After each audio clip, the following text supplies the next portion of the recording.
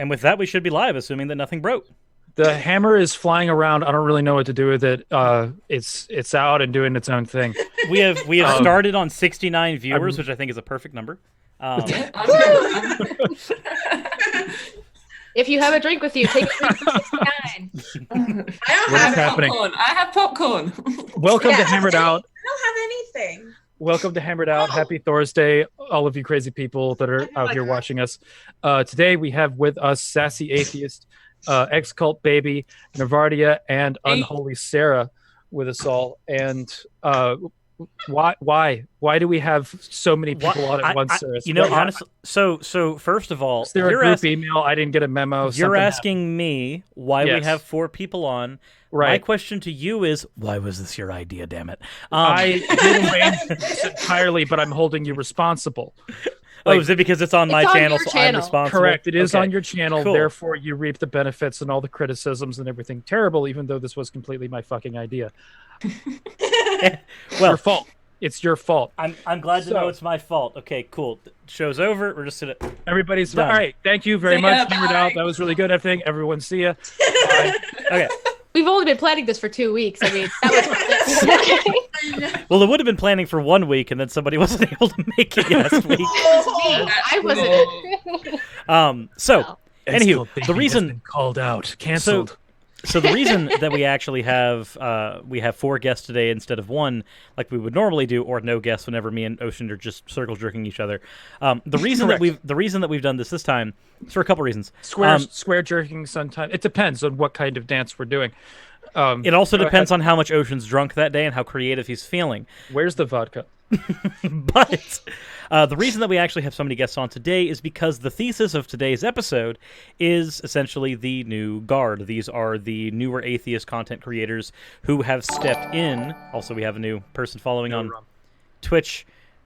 I shouldn't be getting Twitch notifications while we're live doing this. Okay, yes, cool. You will.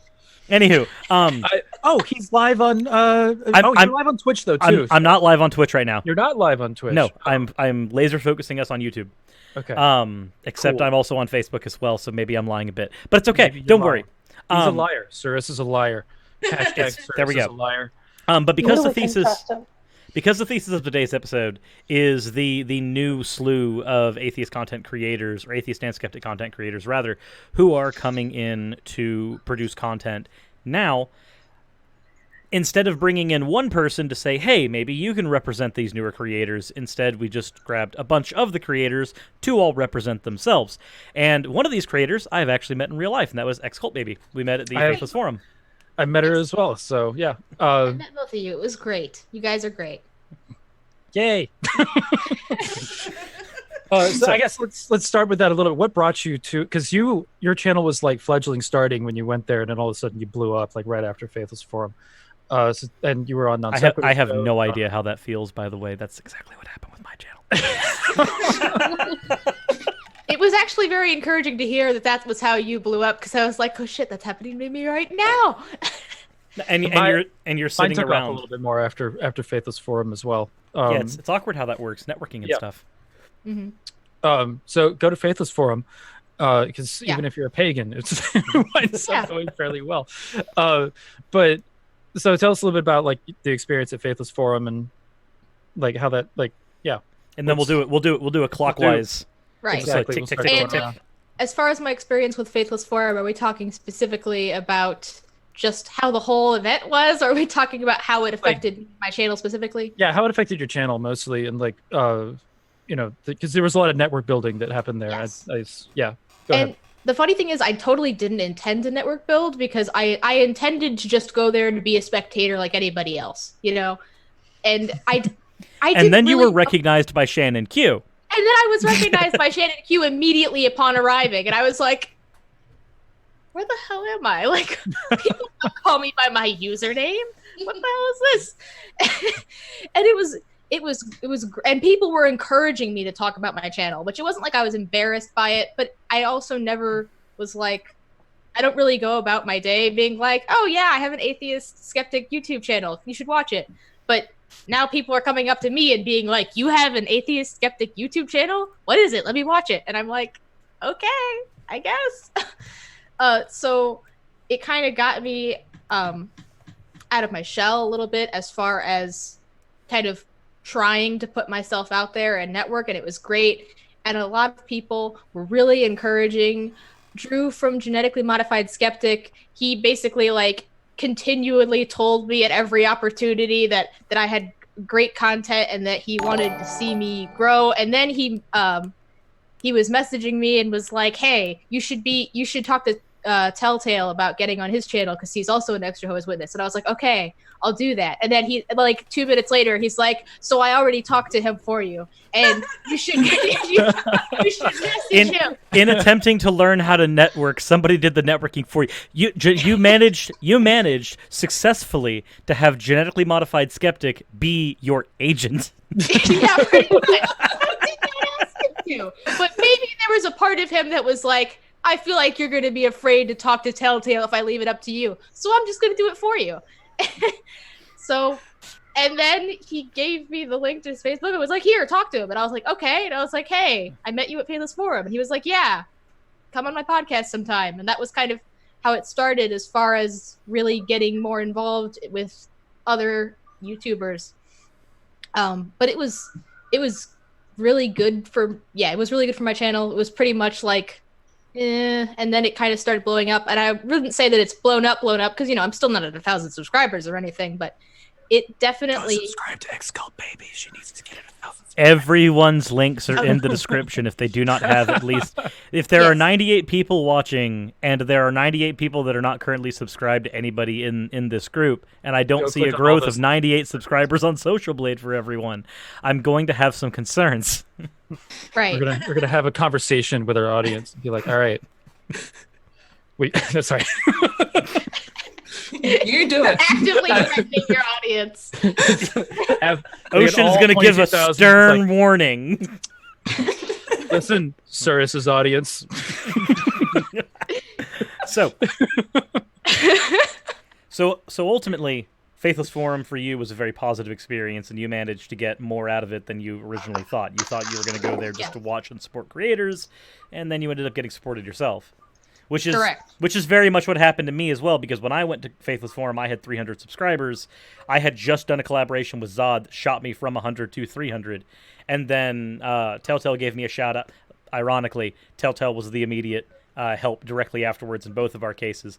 Telltale shouted me out and got me to 700 subscribers, and it was only from then that I started to actually pick up anything I would consider a semblance of good growth.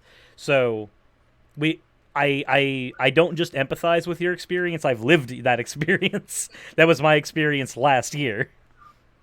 Well, I hope that it happens to somebody else next year. I hope that is a continuous thing.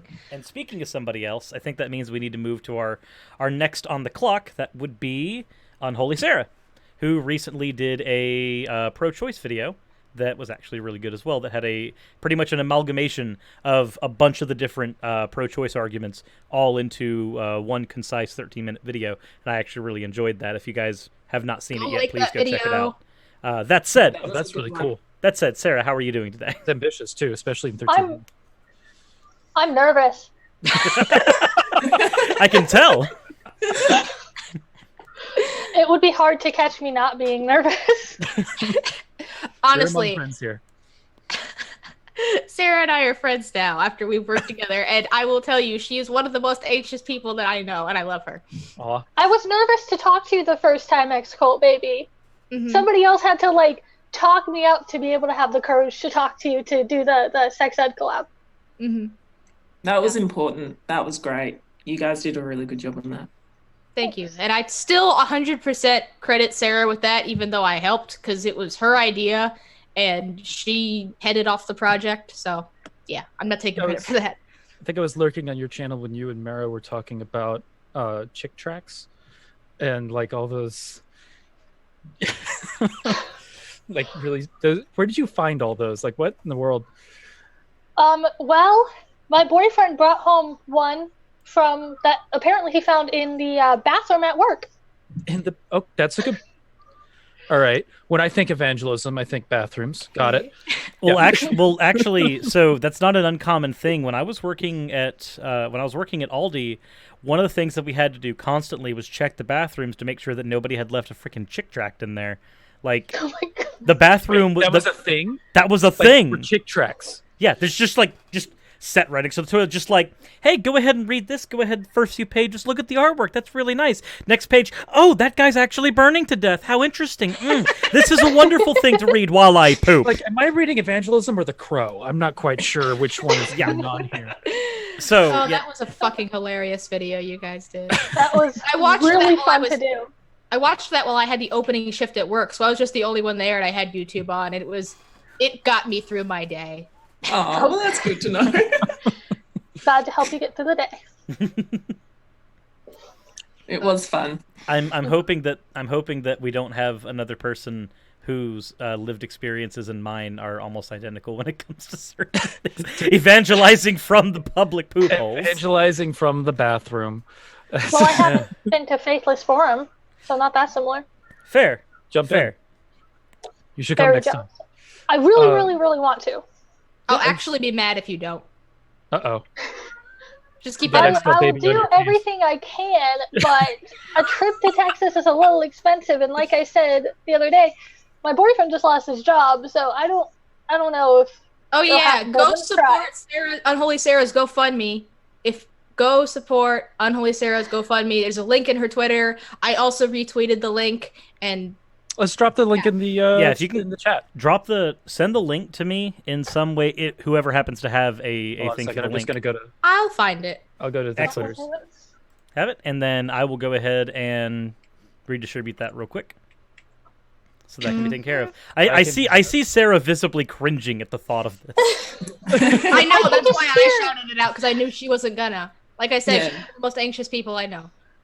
Well, I can just hear my parents in the back of my head getting on my case about like accepting charity from people as if I wasn't raised eating mostly food from food banks. There Wow. you go. Link is in the chat. Beat me to it. Thanks, guys. Can I just say how like supportive and nice everyone in this community is? Like I didn't, especially like serious, like people like you and like Prophet of Zod and like Apologia, and I'm trying to think of other people, but like I did not expect to get noticed by any of you guys. I didn't expect to ever get as many subscribers as I have. I didn't expect to get above like 20, and I was at 13, and Apologia shouted me out. No idea how he found me.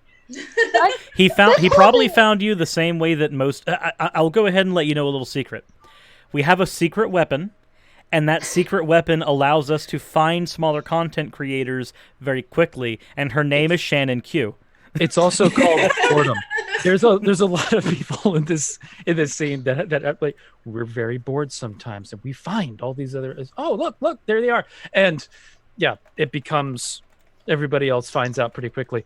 But We yes, also end up digesting content really quickly. Really quickly. Like for example, Godless Cranium. I went through all of his content in a week. I went through all of Logic content in a week. I tried to go through all of Apologia's content in the same speed, but holy crap, he has long episodes, and I was not able to manage that. I was but just yeah- on Apologia's channel. Shout out to myself. I haven't seen that yet. I want to see that. It was for another one of those really, really dumb arguments. Well, really, it was an argument against an argument, but it was a bad argument against the argument. Whatever. Also, for anybody who is watching the stream, under the check out all of the various YouTube content creator links, there is a link to Unholy Sarah's GoFundMe in there. She is almost halfway to the end of the GoFundMe.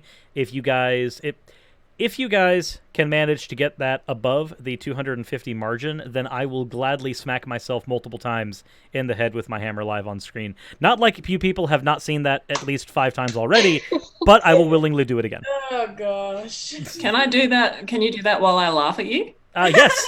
In fact, actually, laughter is encouraged. Okay, awesome. I will hop on the stream and just laugh at you as you hit yourself in the face. That'd be great. What world are we in? I don't know what happened. Surrounded by a bunch of nuts. Everybody is nuts. So, let's see. Hold on. Where are we on the? All right, fact, Sassy. And while Sassy is doing that, I'm going to go ahead and build us a thing real quick. Okay, so I talk about my channel. I'm also nervous too. Okay. I will say this: there is one unique thing about Sassy Atheist's channel. Wow, I'm lisping. That's bad. That's Sassy Atheist's channel. Say that 5 times fast. I'm failing to do it.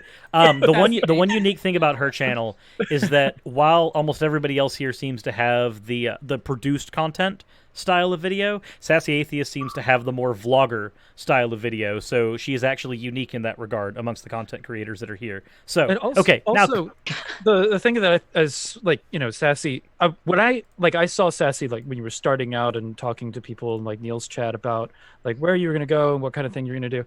And then I saw like you do the coexist banner on your channel as well, that you're just like you're pushing forward this message of inclusivity with your content, which is really cool, I think, as being a theme of your channel. Go ahead and talk a little bit about that. Well, so I'm an atheist, but I am not anti-theist nor anti-religion. I believe in religious freedom. I believe that everyone has the right to believe what they want as long as they're not causing harm and they're not using that belief to harm others or harm themselves in some way. So, and I'm also like really trying to, I've also pointed this out. That got loud.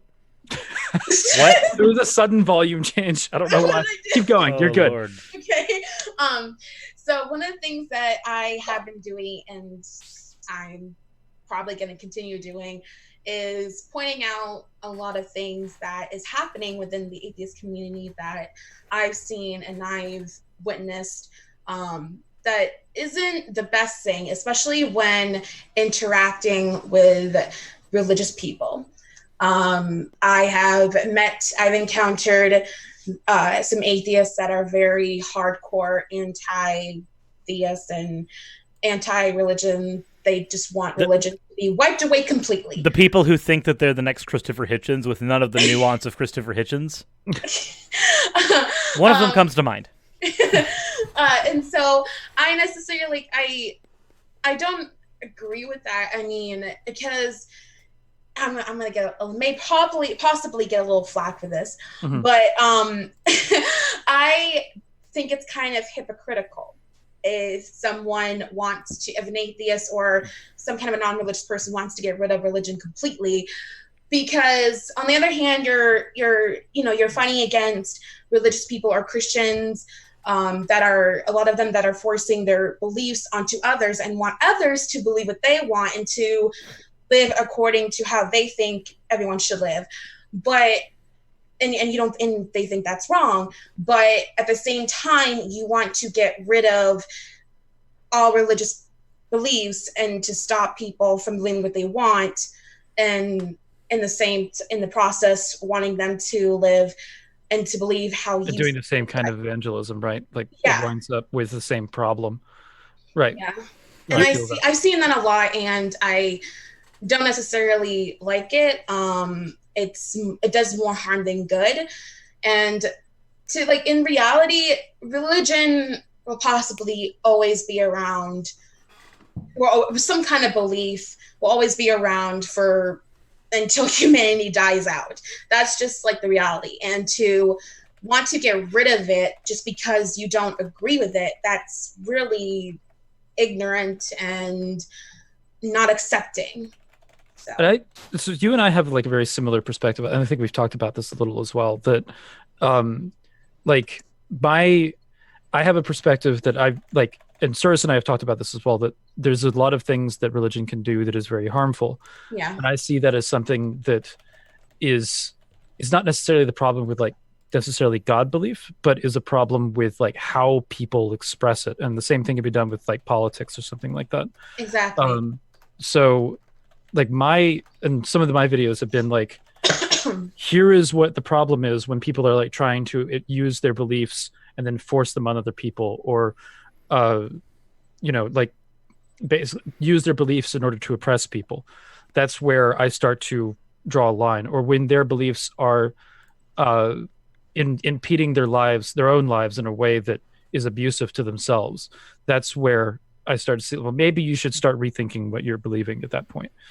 You know what I mean? And I think we're like I think that's where me and Ocean have gotten to the point where we've kind of isolated what our big issue is, and that's exclusivity traditions. Like stuff like that is what we tend to hold more issue with. Yeah. And another thing is, like, I see a lot happening in these communities that there are atheists, not all, but there are atheists out there that kind of make an assumption and judgment against all religions and all religious people. And that's not right. I mean, you can't, to me, it's irrational to, let's say if someone's against all religions, how can you be against a religion or more than one religion that you don't know of? Like, you don't know anything. Right. We all don't know about the thousands and thousands of different religions.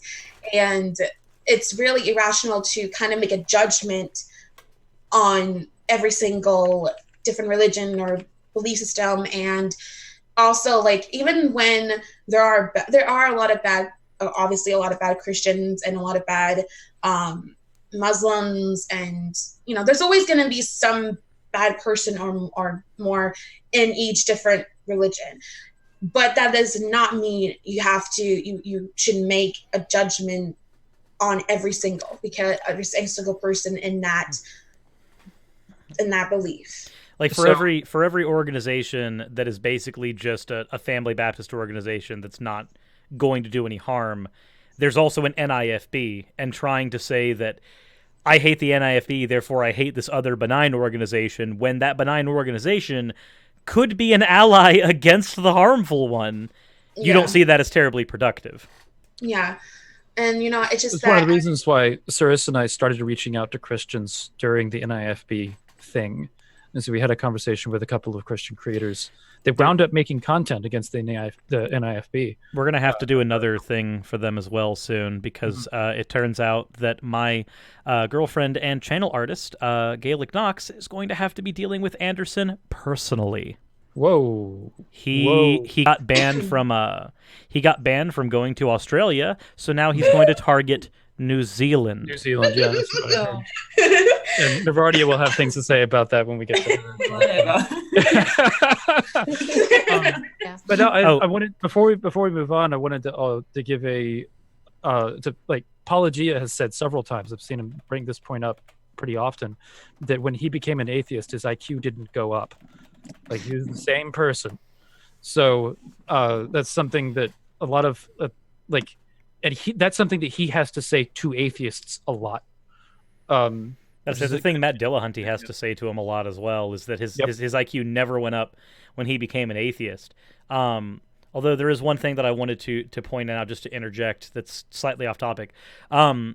So for the fundraiser that is going on for Unholy Sarah, if somebody does happen to donate $100, I know that's a lot, but if somebody does happen to donate $100, then let us know who you are, because Gaelic Knox, my channel artist, the one responsible for 90% of what you see aesthetically on my channel, is willing to do a full illustration for you, as well as some other artsy bits if you do so. So full illustration, background, and everything will be done if a $100 donation is thrown in there. So that's just one of those little incentive things. If somebody does donate that, then that is there. So just wanted to go ahead and throw that out there, since we are here and looking at it right now. Yeah, before move on to Naradia, I just wanted to say that to any, no matter like whether you're a Christian, pagan, whatever, if you're in the chat, if you're watching this later on, I just my biggest thing that I want every religious person to know is that I'm an ally and I have your back and I am here for you and I'm not going to judge you. As long as you don't harm anyone, then we're cool. Right. But I think a lot of religious people are saying like, well, as long as you aren't either, great. Let's get along. Let's hang out. And that's, yeah. And it's like, unless they're the NIFB type, and then they're going to be like, well, you're a dirty atheist. Come on now. Yeah. But let's move into Navardia. Tell us a little about your you used to be the godless Strayan, but you are not anymore. No, I'm not. There are too many godlesses out there, and godlestrayan is difficult to say. And yeah, and there's several reasons. I also decided to amalgamate my science channel. Thank you, Ocean, for the suggestion. And I can't really have science and being under the name godlestrayan. So there's a multiple reasons for it. So that was basically it. I am sorry to everyone who knows me as godlestrayan. That's why my channel name is Nevadia, previously godlestrayan, and hopefully in the future I'll be able to change it just to plain Nevadia. I think it's like 90 days. There's the limit on it. Yeah, you're gonna. That was such a knowing. Yeah, like it looks like you tried already. Yeah. Until eventually you brand yourself. Like if you shoot up to like 30,000 subscribers, you brand yourself so thoroughly in the whole name that you're like, I could just turn it into Nevardia, but then I lose the other thing. I hate life. When did you? Because you dropped the skeptic from your YouTube title at some point, Cirrus. When did you make that decision? And did I? I think you're just Cirrus now. You used to be Cirrus the Skeptic on YouTube as well. I thought. So maybe I'm wrong. Maybe I'm stupid. On YouTube, it's always been Cirrus as the channel name, and then Cirrus the Skeptic as the channel header, and then Cirrus Skeptic as the YouTube URL link. Well, I'm stupid. We never denied that person who has not seen the amount of times that me and Ocean have had a conversation about, oh, have you seen X thing? And it's, no, I haven't seen or played X thing. Yeah, no, Ocean. No, I'm not very cultural. I have no idea. Like he was trying to explain to me Paper Mario, and I was like, I've never played Paper Mario. He's like, what the fuck? And then Resident Evil 2, I'm like, I've never played Resident Evil. What the fuck? And then he talks about some show that he watched that like a long time ago, and I'm like, I don't know what that is. What the fuck? If like, you think that you're oblivious to pop culture references, try being raised in a cult. Oh, that's right. Every day, people are like, "You've never seen Step Brothers," and I'm like, "No, I've never seen Step Brothers." I've never seen Step Brothers either. So we're. I was just reading books the whole. I was like sitting there, nose stuck in history books when I was little, so I didn't get a chance to. Yeah, I know exactly. That's what I. That's exactly, everybody else called me that too. Also, a $10 donation. I'm a nerd. a $10. Okay, try me. Have you seen my Cirrus office? is right there. Like you don't know the joke between me and Notcha? Which one? Yeah, like you two are like constantly bantering with each other. Like yeah, we are. Right. Yeah. So actually, that's how I was kind of discovered. Well, I was actually Cirrus. I should be thanking you for being on this stream. Oh dear. Oh dear. You did a collab with Notja, and that's how I found Notja's channel. Oh. And yeah, I can't remember which one that you did, but it was one of them. It was probably the one where there was a guy on Facebook who had like this series of just silly comments, and me and I was like, "Hey, Notja, do you want to voice these over and then help me like rip them apart?" And he's like, "Yes." So we did that, which considering that we'd been trying to figure out what to do for a collaboration for like 4 months up to that point. Yeah.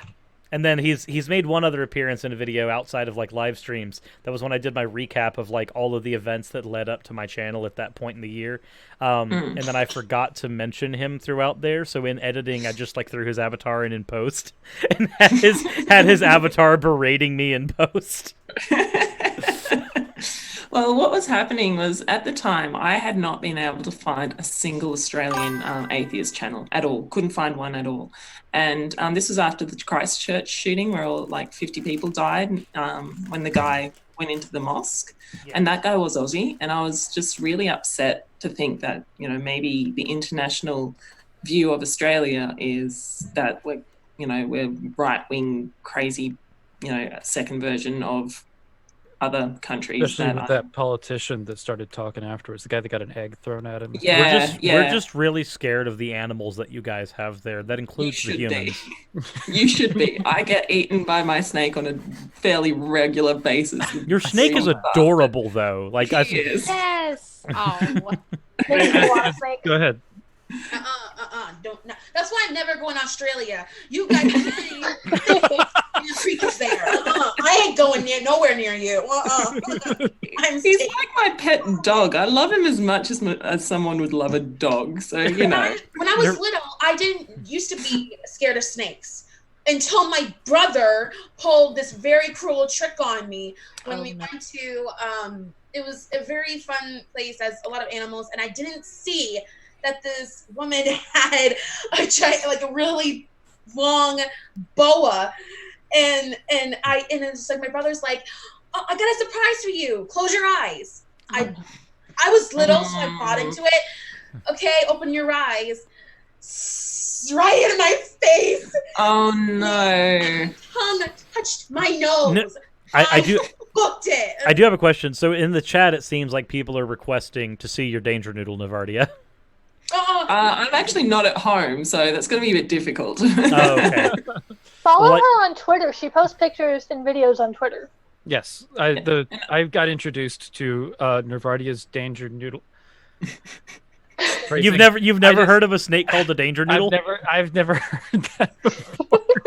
Nope rope. So, the nope rope, right there. Okay, all right. This is a lot of. I didn't realize. Okay, words. So I saw Navardia just like stick her finger into the cage, and then Danger Noodle just was like, "No, I'm a Danger Noodle," and bit your finger. You still have all your fingers, right? Like, it's like that's yeah. Okay, good.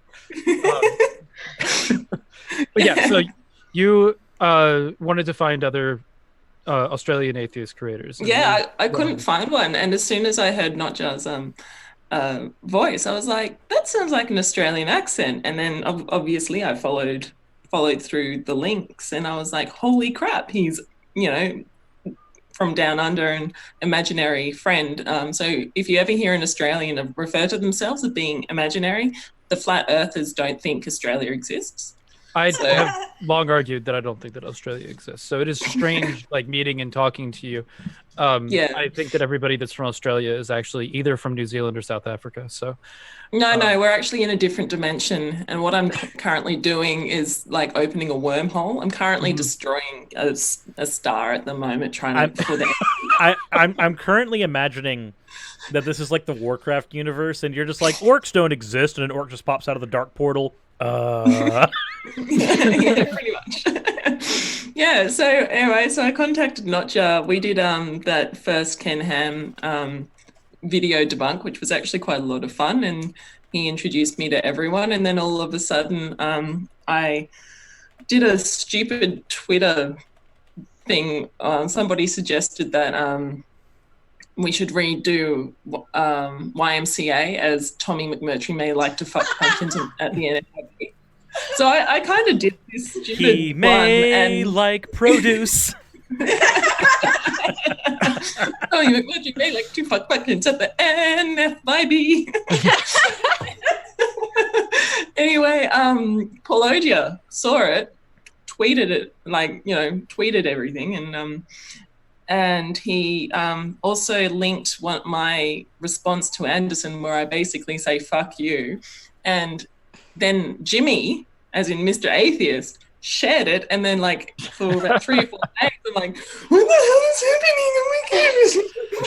happening? You got really involved in the pumpkin thing on the Australian side. So let's hear a little bit about that, because you have, some connection to Stephen Anderson's not being allowed to come to Australia in some tangential way. In a tangential way, yes. So the Australian Pumpkin Policy has been doing a lot of ringing around phone calls, contacting MPs, and doing all that sort of stuff. So we can't guarantee it was us. So it's very, very possible that when Anderson came in, it might have flagged. When he wanted to come, it might have flagged with our security agencies. But I did ring, or other people as well, we all ring around to say, hey, let's talk. And anyway, eventually he turned out he can't come to Australia. So it wasn't just me. We all worked together. All of us have kind of work together to work on getting him banned from Australia, and we're also working on getting him banned from New Zealand. As soon as we found out he's going to New Zealand, we started working as well. And there's a what's it called? It's like the change.org. There's a change.org petition to be able to go and sign that to stop him from going into New Zealand. So yeah, look, we're all working very hard in stopping him, trying to get financials and get it well known amongst everybody to get it. And there's also something involving koalas, right? Yes. So I've been trying to get everyone to share. CX Gold. I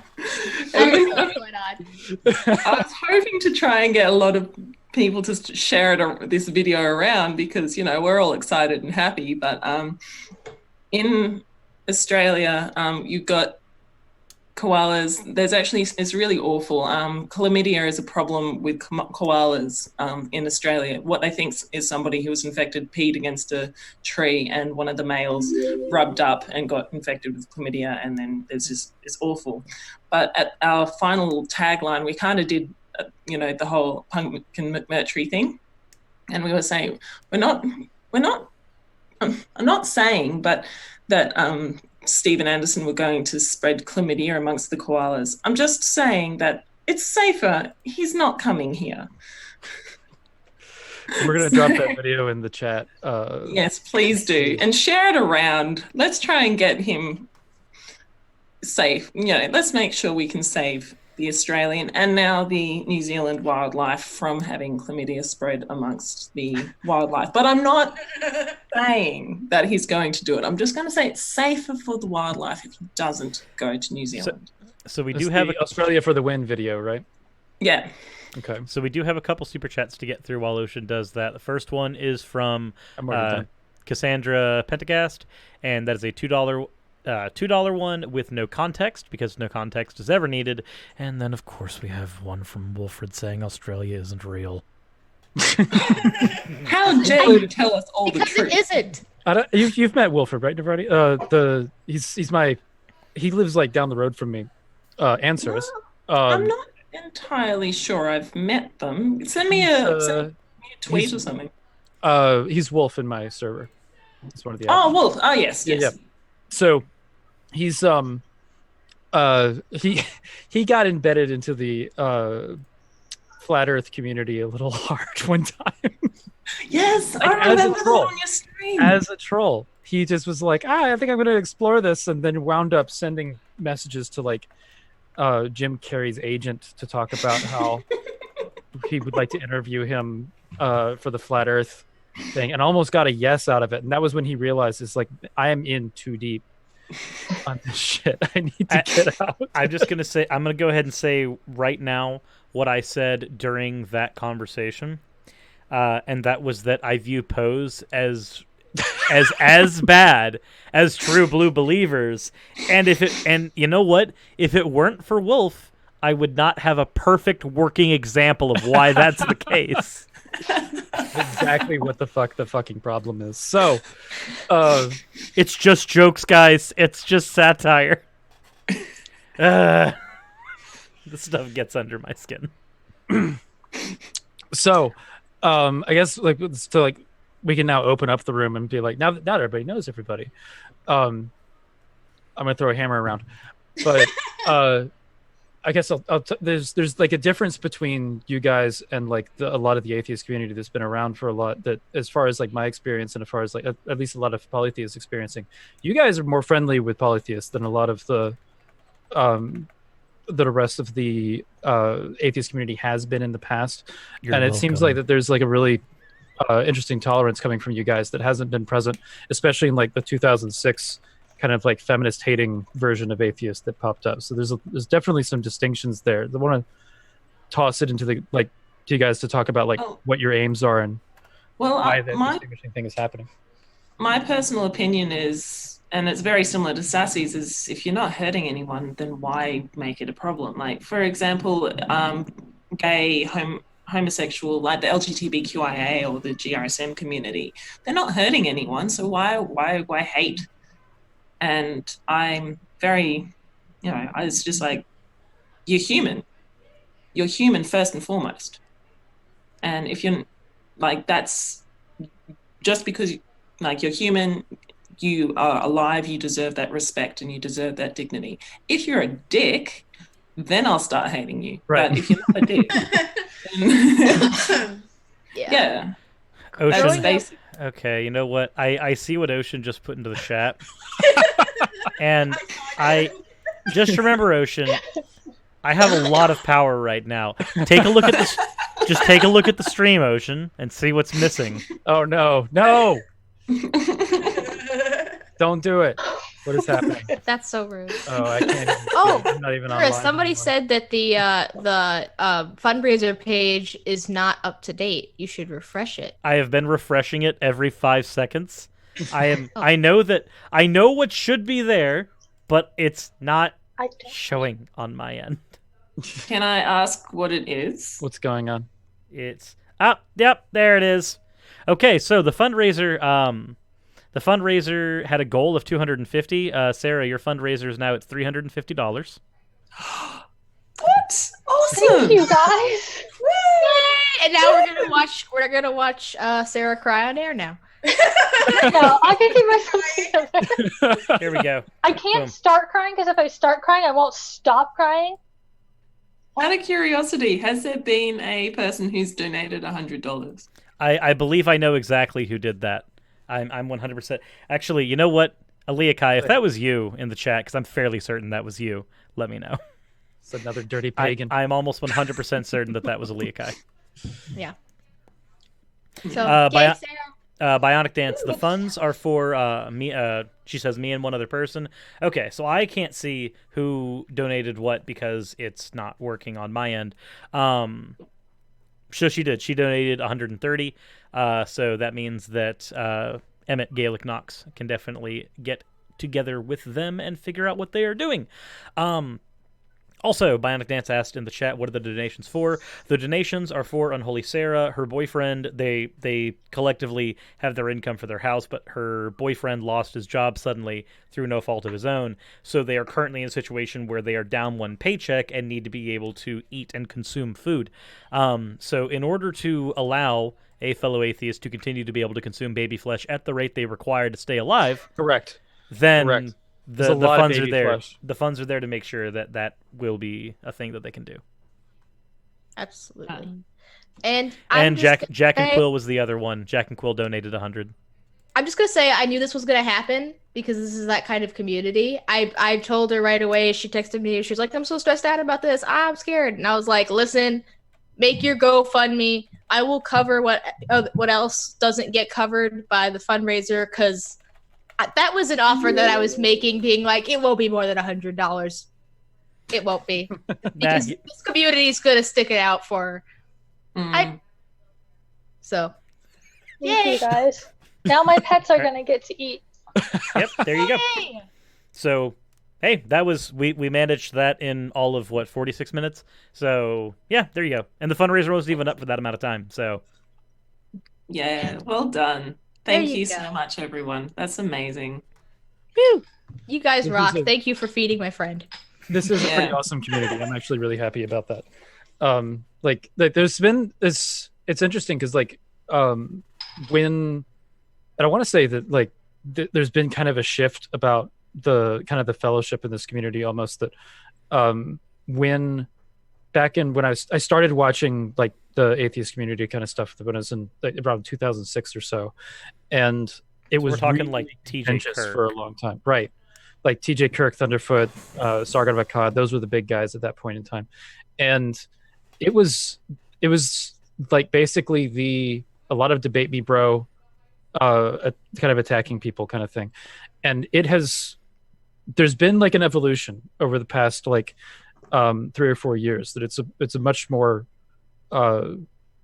it's less toxic and more friendly now. I think that things have been changing, and I think that you guys are actually kind of part of that evolution in how you're rising up. The messages that you're putting forward are indicative of that. And more people should go subscribe to you guys. So, Can I say something? go for it. If the goal is like to learn and to know truth and to just like know more, which is my goal, then being friendly is going to be a lot more helpful than being like, debate me. Right. I We think can learn together better. Unless, of course, Cupcake comes on stream, because whenever Cupcake comes on stream, my debate me bro attitude just flares. Comes out. No, just I've got 'cause it he's too. an asshole. Like there are certain people where it's like, that there's the debate me attitude from me. Yeah, you see that person and you're just like, And that's you know It's the what? people For you you. know whose minds you're not going to change anyway. Every once in a while, yeah. And you're just like, I want to make a fool of you in front of everyone. Right. I think that, yeah, like what Sarah was saying, I think that we are a little bit more, at least our generation of atheists, and I will say it probably helps that most of us weren't atheists in 2006. Mhm. So, Yeah, I think you know, so. we weren't really exposed to that content. You weren't shoving bananas up your butt. Okay, I'm Oh, not so you don't have. All right. Okay, Hang please on, tell what? me. Okay, so some people don't get okay, that. So none of you four get that joke, I'm guessing, right? No. There was a situation. It's some atheist YouTube history, where TJ Kirk, a video of him putting a banana in his butt, went around the internet. A lot. There was also chocolate syrup involved, and it was a big thing for about a week before TJ decided to respond to it with a video addressing sex shaming while eating a banana. It's one of the best moments in YouTube atheist history. Like That's amazing. Yeah, like it's like if you're gonna respond to something like that and actually like have a real conversation about it, he handled it beautifully. But it's a really strange moment. I totally This has just changed everything for me because it's a running joke on a lot of the streams that I do. I eat a banana. Yeah, and Just remember that Ray Comfort Comfort is known as Banana Man That I did know. for talking about how easy it is to put a banana in your hand, and like it was like people would put these things next to each other and just like If you look at a well-made Question banana, mark. there's just Oh, screaming no. noises. There's a little bit of history for you for the community that y'all are engaging in. All right, I quit. it's All right, I'm been gone. to Bye. dark places. I'm tapping out. But yeah, I think that it definitely helps that we weren't around for the era that was most well known for that particular brand of atheism. Content creators we're looking up to now, as far as I know, none of them have videos circulating of them inserting anything into their anus. I mean, there may be a video somewhere of me inserting like the hilt of my hammer, but that's in character. It's fine. Right. No, and Hey, but you know, maybe if anybody me saw that, doing they'd just be like, inserting- "Yeah, that's Surus. This is not I a don't know. controversy. It's just Surus." But yeah, and like Sassy was saying, and I think that we're all very much on the same page of kind of being like, we're not offended by God belief. That's not the problem. The problem is not God belief simply on its own. The problem is that what people do with that belief sometimes. And I've never had a problem with pagan people doing anything to other people or really themselves as a result of a God belief. Sometimes with a banana. I have, but I'm also the kind of pagan that'll call it out when I see other pagans doing it. So it's a Right. like, you know, because we can, and we'll probably have that conversation at some point about like what issues there actually are in the pagan community, and there are some. There fucking are some, but it's not as overwhelmingly apparent. But you do have some people that are like really fucking bigoted and really loud about it. Mm-hmm. But the thing is, though, with a lot of like, I think that my religion is one of the best examples of this, because I was having this conversation this morning. I think somebody put, a comment on my video where I was talking about the protest that I went to for the Jehovah's Witness convention. Well, I organized that protest, but basically they were saying, I think that maybe part of the reason that people can't the people that are in the religion can't realize that there are legitimate issues, not even like theological issues, like, hey, this particular organization of religion has a problem with covering up child sex abuse. It's not a doctrinal thing or anything. It's not a problem with the theology. You can still be a believing Jehovah's Witness and acknowledge that there is a child sexual abuse cover-up problem within the religion. But and it will probably be more effective coming from within than from without in many cases. Exactly, but they can't, and they don't. They refuse to acknowledge there's any problems.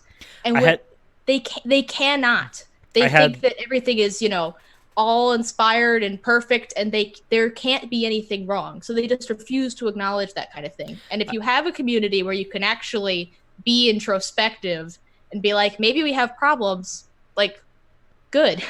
I had a similar problem with there was a friend of mine who was responding to a Catholic on her Facebook page, and I responded on there because I was like, there's a set of things that the Catholic Church has done that I'm not a fan of, like, shuffling preachers around and like sending them to Chile so that they can't be persecuted when they do something pretty freaking horrendous. So I commented on that, and they said, "Oh, well, when that stuff happens, it makes Catholics angry." And I'm like, "Yes, but my problem is not with individual Catholics, which was what you seem to think. My problem is with the structure and the organization and what it allows for and what it does and what it funds.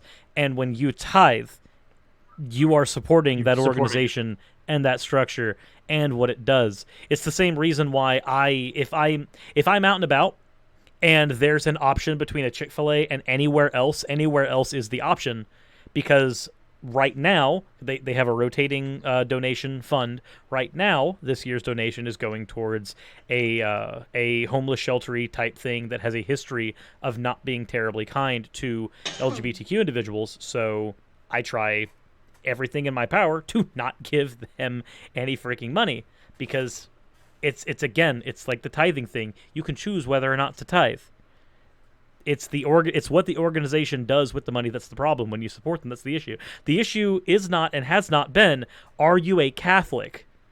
The issue has and always will be, are you supporting the organization that is causing the problems?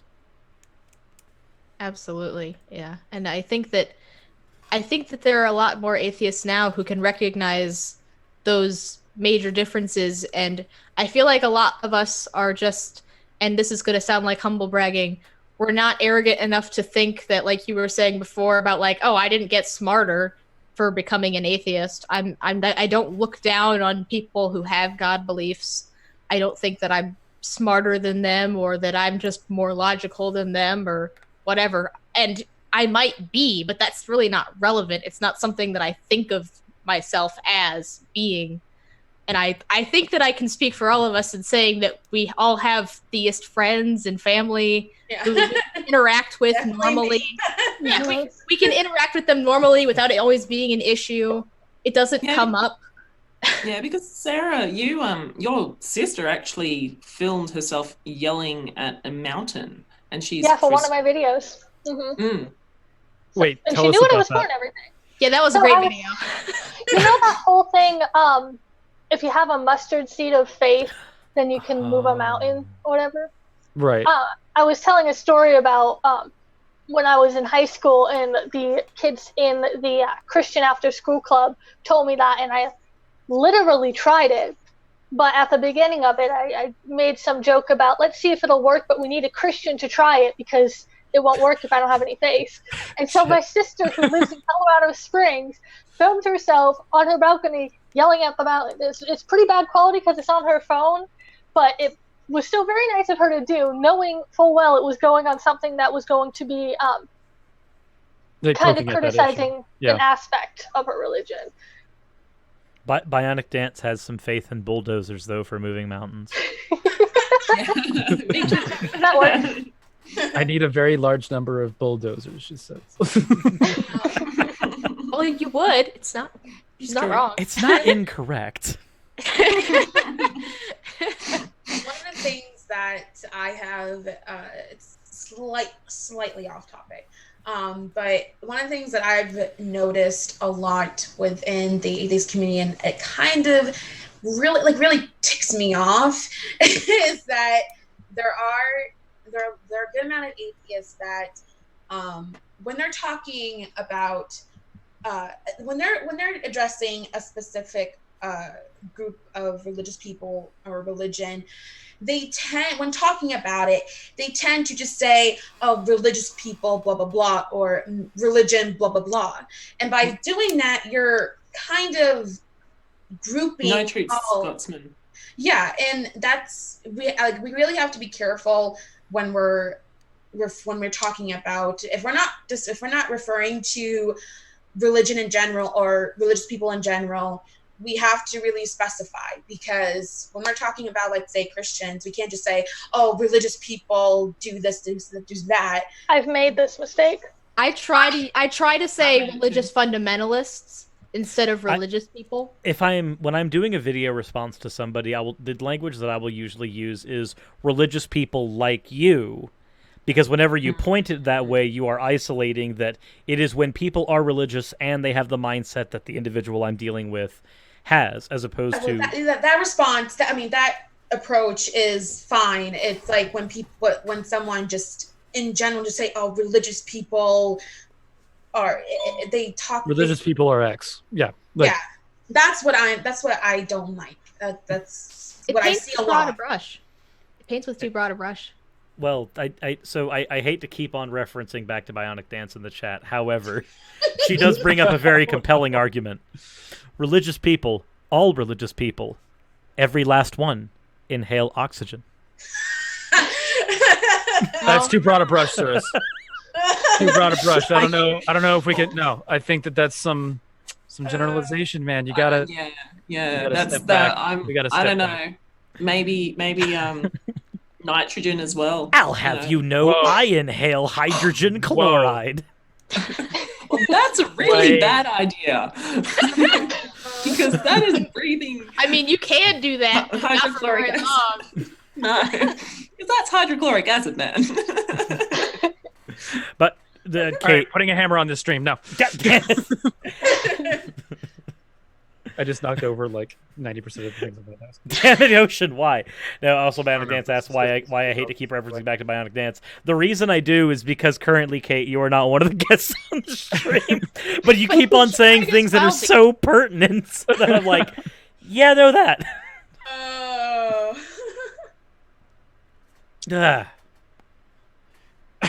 And then I'm like reading the chat now. Like, I think everybody is. If everyone wants to see X-Cult Baby's reaction to Catholicism, I'm gonna admit I was a little bit drunk in that video, so I was kind of just going off. So what happened? My background is also Catholicism, and so I was doing a video. She was X-Cult Baby's on my channel, and we were comparing her, former Jehovah's Witness, belief to, with I remember this. It was so. I saw like a little bit of this because you guys were just losing it. Because like I saw X-Cult Baby going like, they do what? Like. Like, just explain that. What? Like they drink the what and consume the what, and they say it's his what? So I've made. Yeah. I've been in a couple of arguments with Catholics in which I will like slide this in. I'll even do this to evangelicals because I think it's funny what their reaction is, and they'll be like, "You guys have like cannibalistic rituals," and they'll be like, "What?" And I go, "Communion, you're drinking the blood and body of like your God. It's weird. It's fine. You're not doing anything to anybody, but it is cannibalistic." And they're just no. And especially then evangelicals will respond to that. Like Catholics have a hard time with it, but when evangelicals respond to it and say that's not what's happening, it's purely symbolic. And I'm like, all right, so you're LARPing cannibalism as a ritual. I don't know if that's better. Moreover, maybe, but like there's a lot of. Moreover, isn't communion then like the logical extension of the fish and loaves story, where like there's enough of Jesus to go around, everyone. Don't worry. Yeah. Oh boy. Yeah, if you guys want to laugh, you should definitely watch that video where Sassy and I were comparing religion, because the whole time I'm just like, I came from a cult. but we did not have whack ass rituals like this. Wait, Like, I hate that. I know what. No, the chat is now just part of the stream. The chat is part of the stream. There's no ifs, ands, or buts. that's why it's a live stream. Atheist Oh my news. God. And when I was telling Xcode Baby about when I was teaching like about the rosary, she was her face. She was like, "What?" So Sassy, you're the ex-Catholic in the group, correct? Well, I'm kind of. I'm ex-evangelical, but my background before was Catholic, and then Okay. before then was Episcopalian. I Okay, was so Episcopalian. We did the. So I've got a story about Episcopalian, but go ahead. I just needed to ask for the ex-Catholics in the group. It was presented from Atheist News. The bread is the body, the wine is the blood. Then what is the mayonnaise? Well. No, that's Stop. Atheist news. Not. You need to quit. Y'all, Oh my just hold the God. phone. Also, when we're since we're bringing It's up the breast. Jesus is coming, everyone. The chocolate cake Since we're dessert bringing- is. I'm not sure what the chocolate cake dessert would be. I'm That's it. confused. I'm out. Bye. There are so many It's phones that need to be held right now. Like, it's just. Oh my Y'all God. need to hit everything with a hammer. This is done. I don't know what's happening anymore. It's just white blood cells, And everybody. Comrade says in the chat, Jesus is coming. But he spelt it wrong. He said it with the O, not a U. Oh, now we're gonna get onto it for the semantics. And- Now, is there an orthodoxy to Jesus is coming? Jesus has a lot of stamina. That's why he has a second coming. Yeah, well, actually, and it's taken him at least 2,000 years to get here. So. I know, right? Like, come on, that is stamina. Like, This who devolves else can so complain quickly. that? It did. Unlike Mr. Atheist, Jesus has a very low libido. Right. Oh boy. I mean, everyone knows that Jesus is gay. I mean, I remember my brother actually saying this. He called him a drunk gay guy because he disappeared with 12 guys along with wine. Remember also. I have another. So He's- you guys are going to Google this after this. Oh, Okay. no. There is Google it a now. passage. No, there is a passage called the Secret Gospel of Mark, in which Jesus hangs out overnight with a barely clothed youth. There's implications that are made in this story about what Jesus was doing, and it's recovered from a letter between two established bishops of the church very early in Christian history. Ooh. There's questions about that passage as to whether or not it's real, whether or not it reflects anything historical. I can answer that pretty but succinctly. it's a conversation. I can answer that pretty succinctly. When you have a god whose most notable accomplishment was being nailed by a bunch of Roman men. Oh no, bad service. Bad service. I had to. I really had to. I'm sorry. There are so many jokes to be made about gay Jesus. I'm taking Look, the talking hammer from Surus. He was and I'm hung like going to- this. He was hung like this, I everyone. stop. Oh man. There's so many face palms in this screen right now. Puffalopagus for the $2. You're all wrong. Jesus invented edging. Where are we? We're in a What are we doing? dark corner You of know the what? web. What is happening? Oh my God, that's Where's why Jesus always screams out, God, God. I'm Amen. done. Amen. Would that make I think Skeptic Infidel has it right. Would that then make Jesus an edgelord? Oh man. I'm in pain. Ocean, come back. Ocean, we need you, or I'm going to have to replace you with a scary face. No. Oh no, not the face. Not the face. Because I'll We come need back. you, Don't Ocean. do the face. Uh, All right. Okay, this is gonna sound like a weird ass question. Go for it. Well, it can't be any weirder than earlier. That's true. Yeah, no, this any weird ass question is probably gonna be there you go, approved. Ocean. Happening 5 seconds ago. Ocean, Stop. is your beard soft? I think it's not soft. I guess I don't know. It's pretty soft. Why do you ask? It just looks soft. It does. You kind of want to stroke it, don't you? And then you want to polish your head as well. Like it's like we weren't close enough like that. I didn't know you like that at Faithless Forum, so I couldn't be like. Next Faithless Forum, go for Oh it. my god! Speaking of like, okay, when is it? everyone. It's in April. Everyone We haven't announced it yet. my hair. For some reason, Why do you think I cut it off, dude? everyone treats my hair as if it's some ancient artifact. Like they just want to touch it. Oh, can I feel it? I'm not joking around. I know people that when I've had my hair down when it's wet, people are like, "Oh my gosh, it's so beautiful," and they're stroking my head. Meanwhile, I'm sitting here balding. I've had strangers in public It's gone. touch my hair. It's fucking weird and gross. And people ask to touch somebody's dog, but sometimes they just were like, oh, that's nice. And I'm like, what the hell are you doing? Yeah, exactly. If How do you think you are? Oh my God. That's one of the reasons why it is not currently. Well, actually, I'm starting to grow it back a little bit. I want it to be just long enough that I can color it occasionally. So what I'm getting from all of this is that the atheist community is in very good hands. Except for the hair. If I were to stop touch making the hair. content tomorrow and convince like Logic and Telltale and Drew and everybody, okay guys, we're retiring tomorrow, everything's gonna be fine. It's gonna be okay. I don't wouldn't know really about all that. I'd be really sad. Really angry. Yeah, because where would we get support from? Yeah, come on. Like I Our was trying fans to would have to go convince- somewhere. I mean, just be like, all right, guys, I'm retiring. Everybody go subscribe to these four. I want to Yeah. get some collabs in there before y'all. yeah, That's true. You need to at least make yourself available for collabs still. Mhm. Yeah. I mean, It'll Cyrus, be for- you've already had Notjar on. You need another Australian. Fair.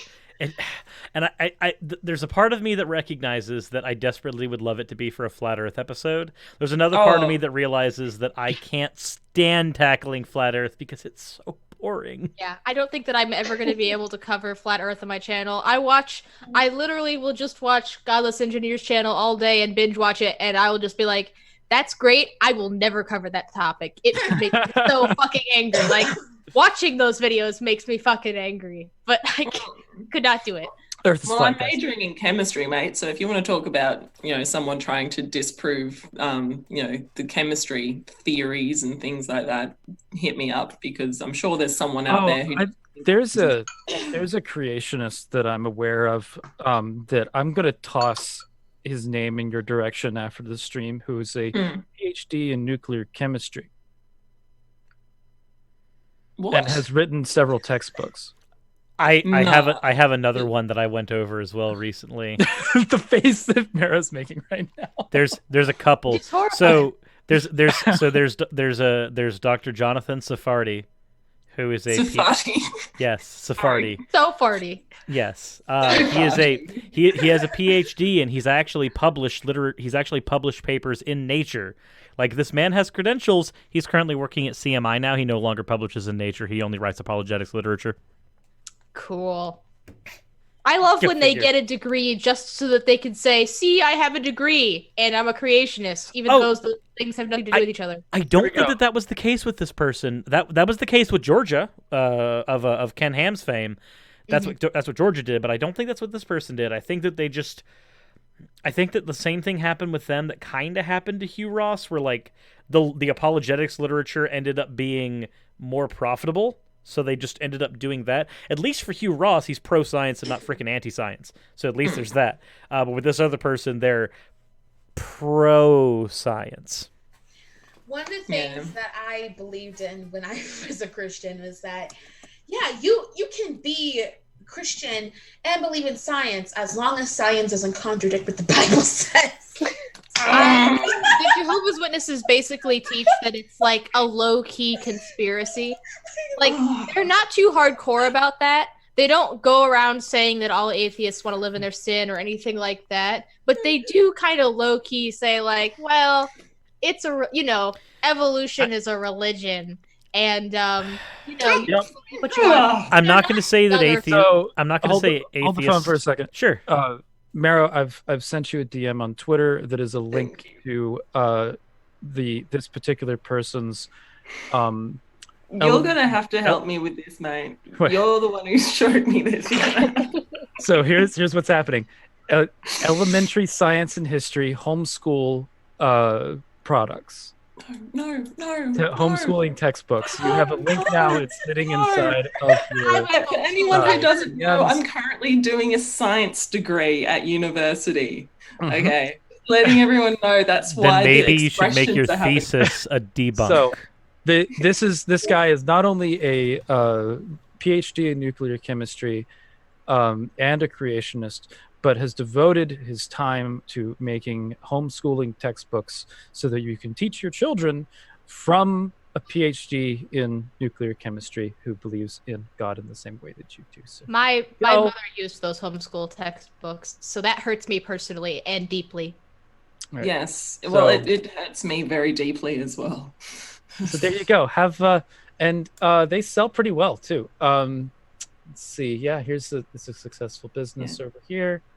Well, the thing is, and you, I can't remember who said it, but in Australia, at the very least, a PhD in science gets $90,000 a year, which is actually not that great considering a lot of our politicians are on $200,000 a year plus. That's no different than here in the States. Yeah, exactly. And the thing is, there's so many. Its religion is able to get a lot of money from people spreading in things that are not correct. And yeah, it's. I'm not surprised that there's a couple of us, religious scientists who exist, and fair enough. I don't agree with the fact. I think it's great that you've got your faith and everything. But as long as you can separate the science from the religion, that's fine, because often they aren't compatible.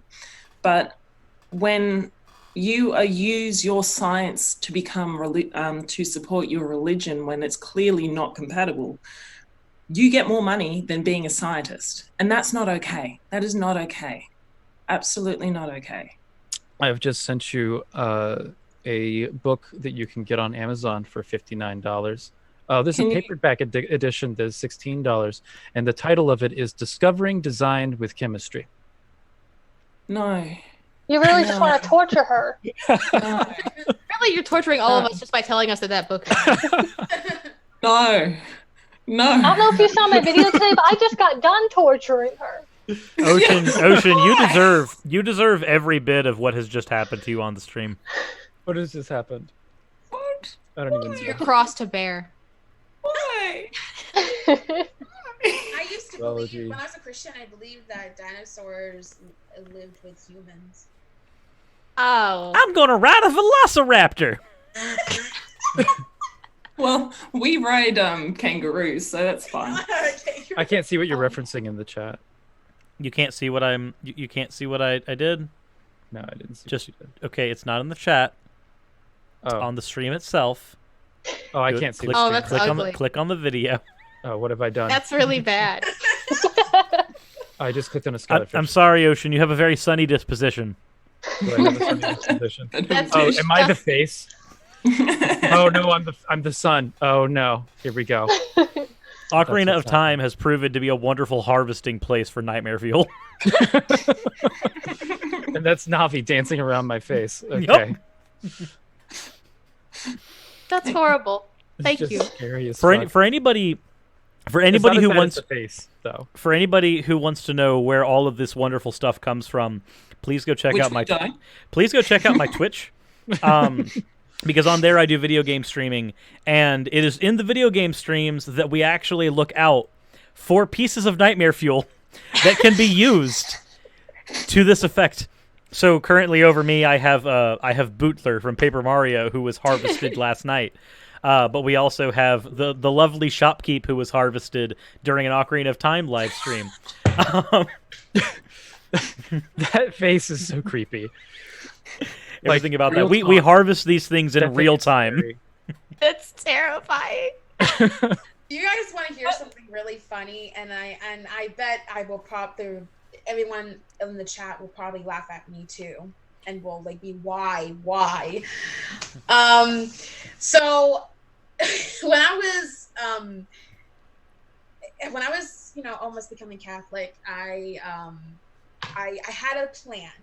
I was of course I was gonna take the RCA classes. I didn't care if it was gonna take a year, whatever. But I went to go see the Nun movie that came out last year. That kind of, I don't know why, but that kind of inspired me to become a nun. So I had a plan. After I became a Catholic, I was going to start the process of becoming an. I was going to sell all my stuff. I'm not kidding you. So that's the Jesus advice, right? You sell all your stuff and take your cloak or whatever. And now you're putting on a habit in the Catholic. That takes, I don't know. It was inspired by a horror movie, a horror movie started by nuns. How the heck did I get inspired by that? If it makes you feel better, my plan when I was a Christian was to, since I didn't want kids, and the only reason to have sex is to have kids, I was just going to be a virgin for my entire life. Well, Connor, tell me how that worked out.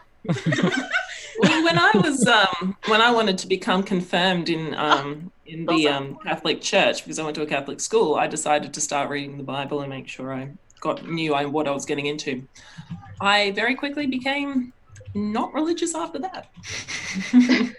Because I was like, wow, this is fucked. And now I can officially say that, Navardia, I'm sorry, but you're alone in a world of terror.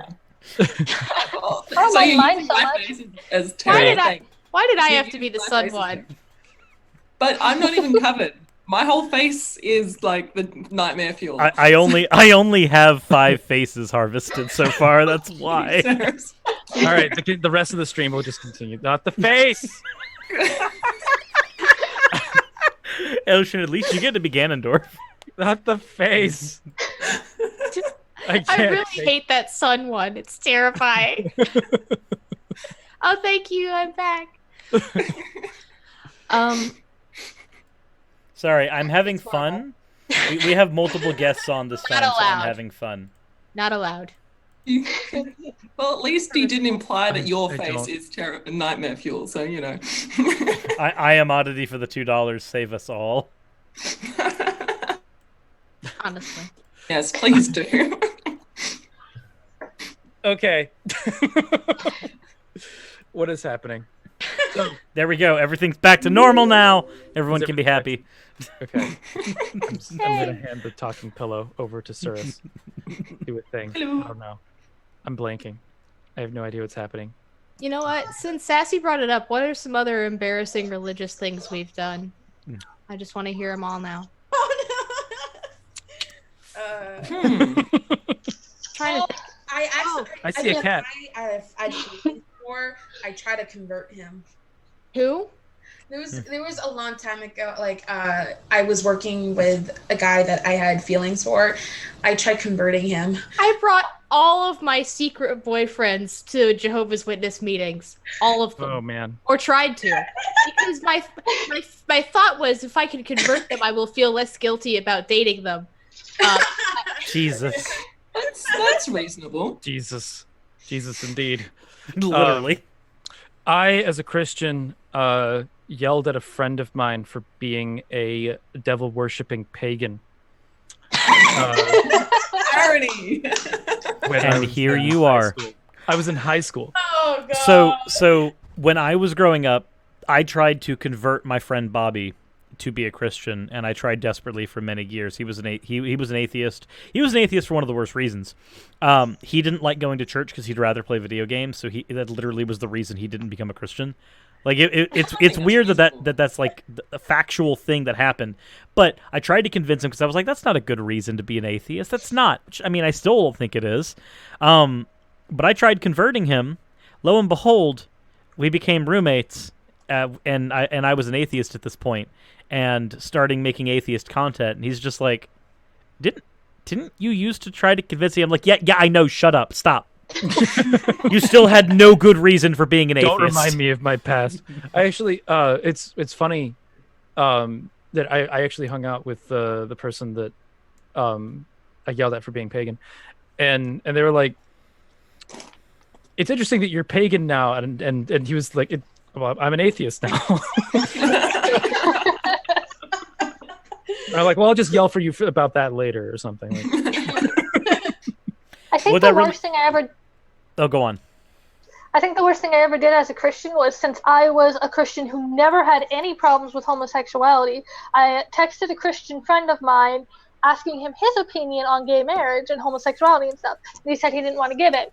And I bugged him until he told me that he was against homosexuality, and then I yelled at him for it. That wasn't the answer. Picked out the opinion and then yelled at him. So Sarah, when I was a Christian, I was the friend who you contacted, and my friend Tony was you. Okay, I thought my friend's name was Jake, but all right. Okay. I think he's saying that the same story happened with him. Yeah, the same thing happened between me and my friend Tony.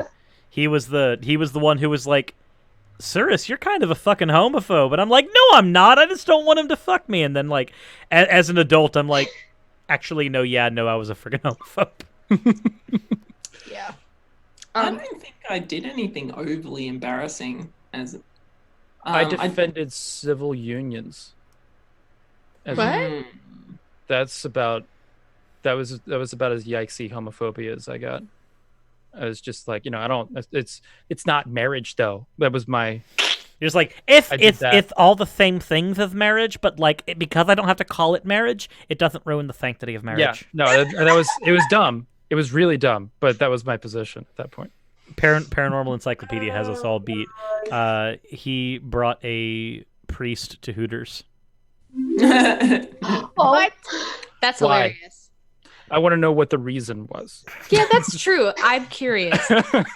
It was that they needed somewhere to eat at 10 p.m. at night, and there was not much open, so they decided to convert the wicked. That's fine. Oh, God, never mind. That's not fine. I was like, yeah, that's practical. Oh, wait, they want to. Okay, it's got to be weird working somewhere and then getting like, I just need to tell you about the Word of God. I'm like, I still have one of my Bibles. This is like a big one. That is a large Bible. Dang. I have a Bible that I put notes in. Well, this is comparing 4 popular translations and Pearl columns. So like Bible? I have the King James Modern Language Bible, the Living Bible, and the Revised Standard Version, all in one, and it's like verse chapter by chapter. But like that's really cool. Yeah. How much was that? That's kind of. I want that.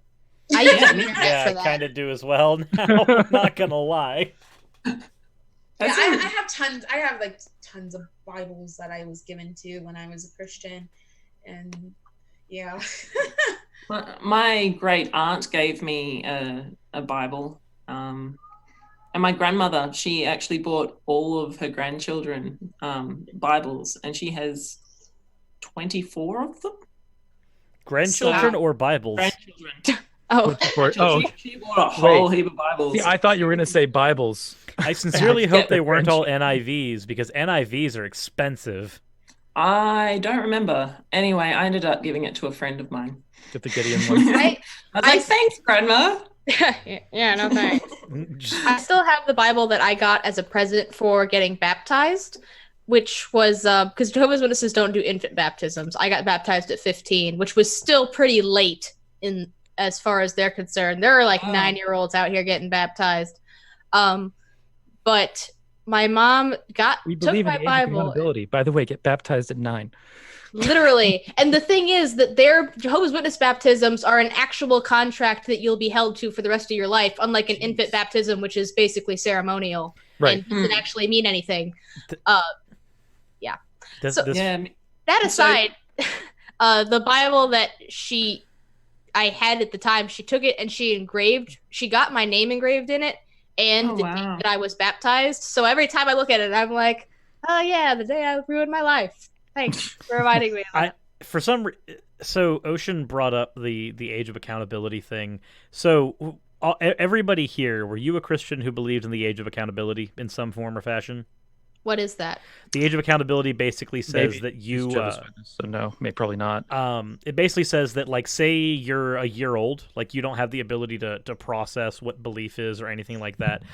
If you were to die, like right now as a 1-year-old, you would go to heaven because you're not accountable for that belief at that point because you can't even make that choice yet.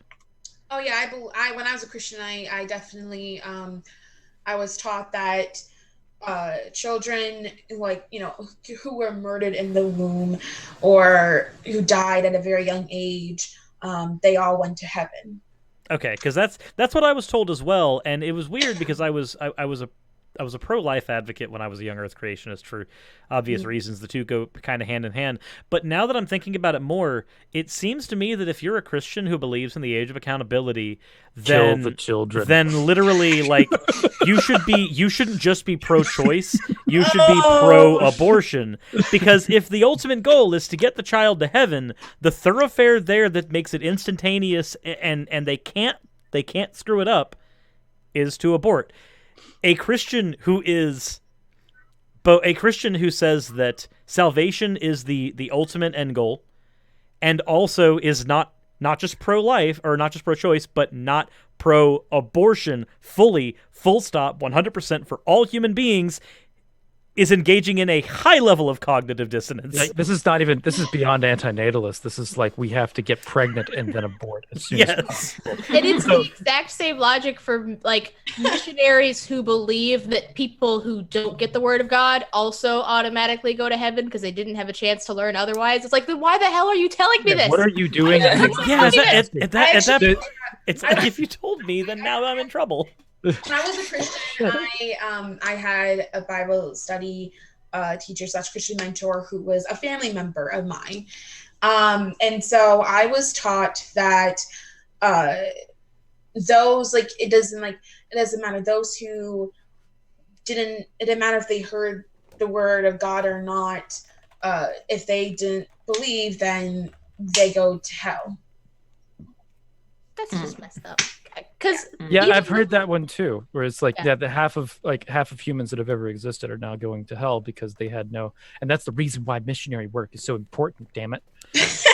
Clearly, God isn't doing good enough of a job, because there's still plenty of people who remember, God is incredibly powerful, but his power is also limited to the number of people who want to spread his message, meaning that he is not all powerful. Shh. Don't say that.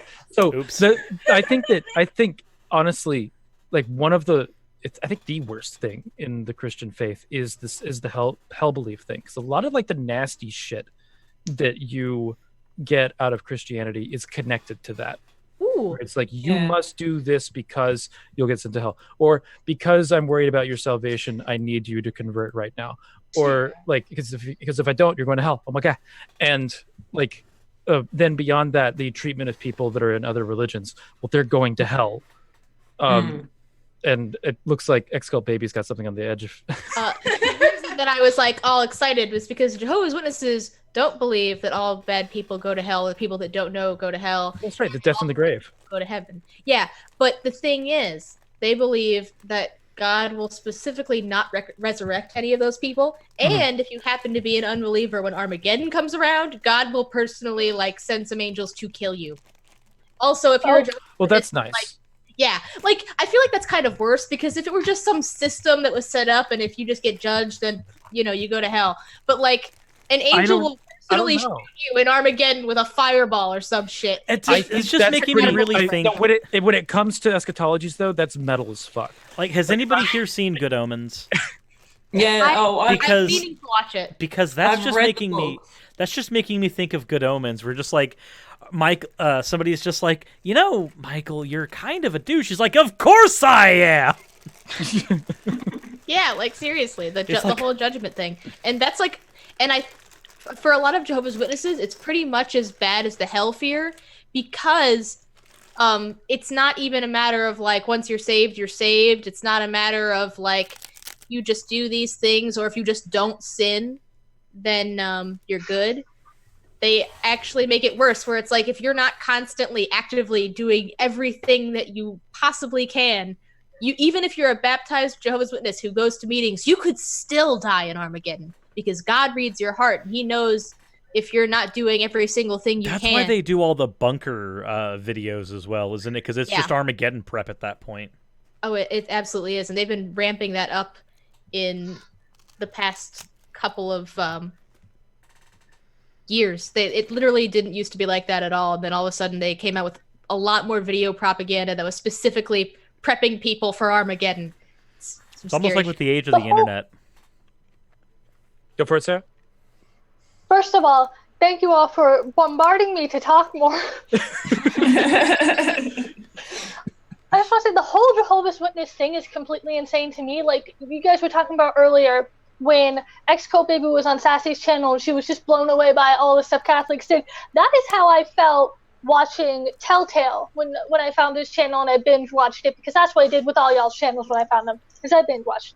There's some insane shit there. I feel like it's spiritual prepper. Does that make what? sense? It's like it kind of is. Like preppers are like people that like start to build up a bunch of equipment for when the end of the world is going to come, or when the zombie apocalypse. I'm personally quite prepared for the zombies. When the zombies come, I'm good. I'm not great, but I'm good. I feel like Jehovah's Witnesses have a little bit of like spiritual prepper sort of like approach to the. Yeah. What I'm talking about, like they actually do encourage people to have to-go bags, which are basically backpacks filled with supplies. Yeah, it's like a bug-out bag. Every family I want one. Which is just a good thing to have. Yeah. But when you have a doomsday cult that's telling you to have to-go bags, there's kind of an added context to that that's kind of like... To-go bag makes me think you're talking about McDonald's. Like, Doggy. all right, guys. Mommy, can I have a Happy Meal with the end of the world? Make sure you have a Happy Meal. I with love fries. McDonald's. Damn I it. love McDonald's. Now I'm hungry. And hey, since we're on Not McDonald's, again. you want to talk about... Sorry, Sarah, what were you saying? We're on McDonald's again. We were all talking about this in the chat earlier. I'm bringing it back up now since we're all here. Let's talk some shit about the Trinity, because somebody tried to explain the Trinity to me as a combo meal. Guess what my next video is? Mm-hmm. It's the Trinity. The Trinity. I'm going to be dealing with the Trinity, and that'll be probably be fun. coming out tomorrow. That'll be great. So yeah, no, that is my favorite thing in a debate, is to say, what is the Trinity? And just get them to start explaining it, because you get some of the wonkiest shit. And whenever any explanation comes at you, if you know your heresies according to the church, you can pin whatever explanation they have onto a heresy. Oh, speaking of that, so Ocean, you mentioned to me before that I should see about doing that debate with Nick Fuentes on monotheism. Yes. I mentioned to the person who was contacting me about that's what I wanted to debate on. And he said, well, he doesn't really debate religion all that often, mostly politics. And I was just like... He doesn't know anything about his own faith. And I was just like, you do realize that it is impossible to divorce religion from politics, correct? So saying that he only argues the politics, to me, he brings up his is a religion cop-out. in politics in his politic conversations a lot. Exactly. Like he mentions casually, it's because I'm a Catholic. So when I watched, we're running all over the place. I watched a debate with him and Destiny and a couple of other people. Sargon of Akkad was there as well. Some big brain shit. And there was a point where he said, like he said a couple of things as far as like the reason why he holds certain positions is because he's a Catholic. But he won't let you go after that. Mm-hmm. Now that's funny. Yeah, go figure. Yeah. That's a tangent, though. Back to the subject matter. Yep. But What's the subject matter? I don't know where the you subject guys. is. We're back into this like uncharted territory of whatever. Yeah, we've got at least 10 more minutes of just pure unfiltered you guys. Sarah, bring something up. Third topic. Wow, how about putting pressure on me outside of the topic? Everybody look at Sarah. It's a screen. I can't tell if you're looking at me versus anyone else. Okay. So I can't tell either. You, Sarah. According to me, So man. looking at this from my perspective, I see that I'm looking directly at everyone else, but that's because I conveniently threw myself in the lower right-hand corner. Stinker. Oh, Nacha hasn't stopped looking at me. Ooh. Yeah, I don't blame him. You are pretty That's- damn sexy. Yeah, that's just an easy thing to do. Yeah. You are clearly the most attractive person here. Please, no one. Please. Oh my god. The chat. If you want me to bring up a topic, Show me I'll the let you chat, guys Sarah. pick. I see it. Okay. This is like the sassy thing where she wouldn't say penis. Can you say penis, please? I still haven't seen you say that. Can you say it? You can say corn dog. That's fine. Sarah. No, she has to say penis. Now I'm under. Oh god. Now everyone's saying Good, the attention's off me. That was All a right, very everyone look at obvious Sarah again. burst of attention. That was very obvious. Hashtag Yeah, sassy. because I'm said clever. And now the chat has gone from saying Sarah over and over to penis over and over. Sarah. Because our chat is Pretty absolutely much. bonkers. Oh my god. I'm not. Penis. Have you We're allowed to it? say penis, right? Yeah, we're allowed Yes. to. I I think should have. so. Okay, I should have asked that first. No. That's We like I definitely think. said fuck. I think that penis is okay. No. I didn't hear. Fuck it. is fine. Penis, no. I'm not okay. Penis, oh, schlong God, dong, actually, slang wang, all of them work. It's fine. You have I to had say totally fuck me missed with something. Sassy is like sweating now. Like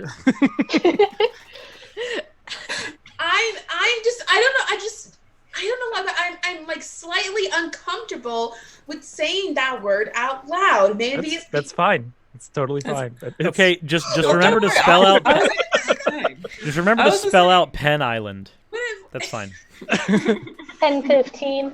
if, Can I actually bring up a topic? Go for it. Yeah. Yeah, go ahead. Yeah. Okay, so I just bumped my desk. I'm sorry, I knocked the cow over.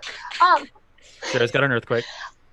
And this is I don't want to, not necessarily anything very specific, but the topic of abortion. Since I just did that video on abortion, and I sent out a tweet referencing something you said about it, Cirrus, Mhm. and I meant to say it in my video, but forgot. It happens. Well, we're here. Let's go ahead and do it. Yeah, we're here. Let's jump into it. So okay, why don't you say it? Because it was your thing. My thing was that if we happen to agree on the idea that that abortion is child murder, and we were to agree that premise is there, I would still and agree that it was evil as well, like agree that it's one of the ultimate evils. I would still be in favor of abortion, and not just because of the fact that the concept of good and evil are kind of like outside of my purview, because I think viewing the world in black and white that way is just a really unnuanced way of doing it. But two, because I view that particular evil as less evil than the revocation of bodily integrity, not autonomy, integrity. This is a little more fleshed out than in my video, because I've done this debate a few more times now. So now that I've got a little more of a better grasp on why I hold this position. University of Cambridge actually released an article a few years back arguing that the argument from bodily autonomy doesn't hold, because there are certain things that are kind of taken away with autonomy, because the argument from bodily autonomy can be used equally for like an anti-vax argument. But the argument from bodily integrity, however, is both pro something like vaccination and also pro allowing the woman have choice when it comes to her body. So now my position is that the bodily integrity of an individual is more important than the life of whoever happens to be requiring that individual to sustain themselves in the womb. Even if we consider what is that go on. What exactly do you mean by bodily integrity? So autonomy is your ability to have a choice over what goes in and out of your own body. Which if you hold bodily autonomy by itself, the autonomy of your body being paramount over everything, it means that if we were to find ourselves in a situation where we desperately needed mandatory vaccinations, bodily autonomy as an argument works to both allow the anti-vax camp to not vaccinate, even if it would kill other people, including their children, as much as it is a positive argument for a woman and her own body. Whereas if you move the argument to bodily integrity as opposed to autonomy, a vaccine is used to bolster your bodily integrity, whereas a child is a harm, or a child in the womb is a harm on the bodily integrity and autonomy as well. But by moving it from autonomy, which is just your ability to choose what comes in and out of your body, and moving it to integrity, you end up avoiding some of the bits of entailment that come from the autonomy discussion. That's really interesting. Thank you. You definitely just helped me strengthen my argument a little.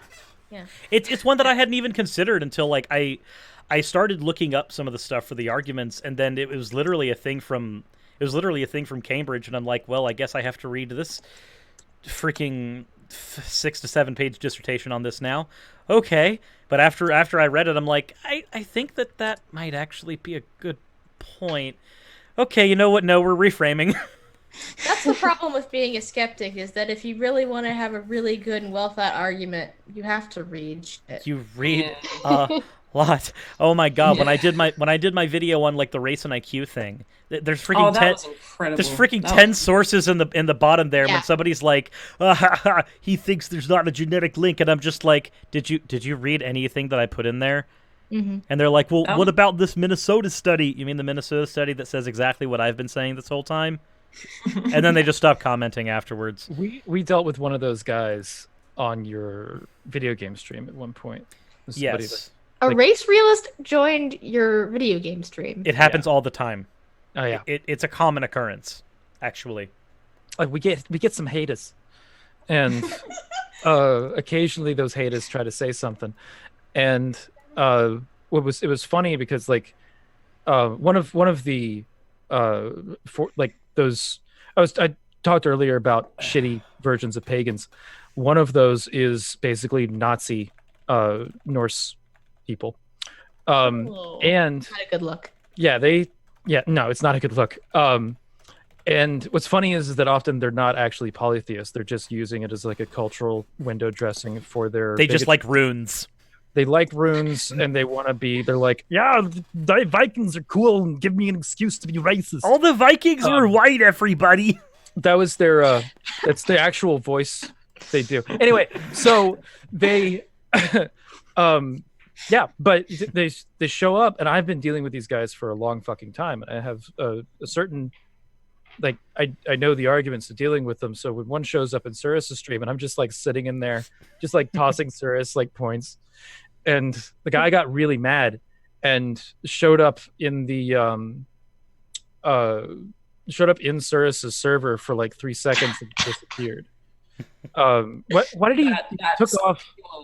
Fury there, I can tell.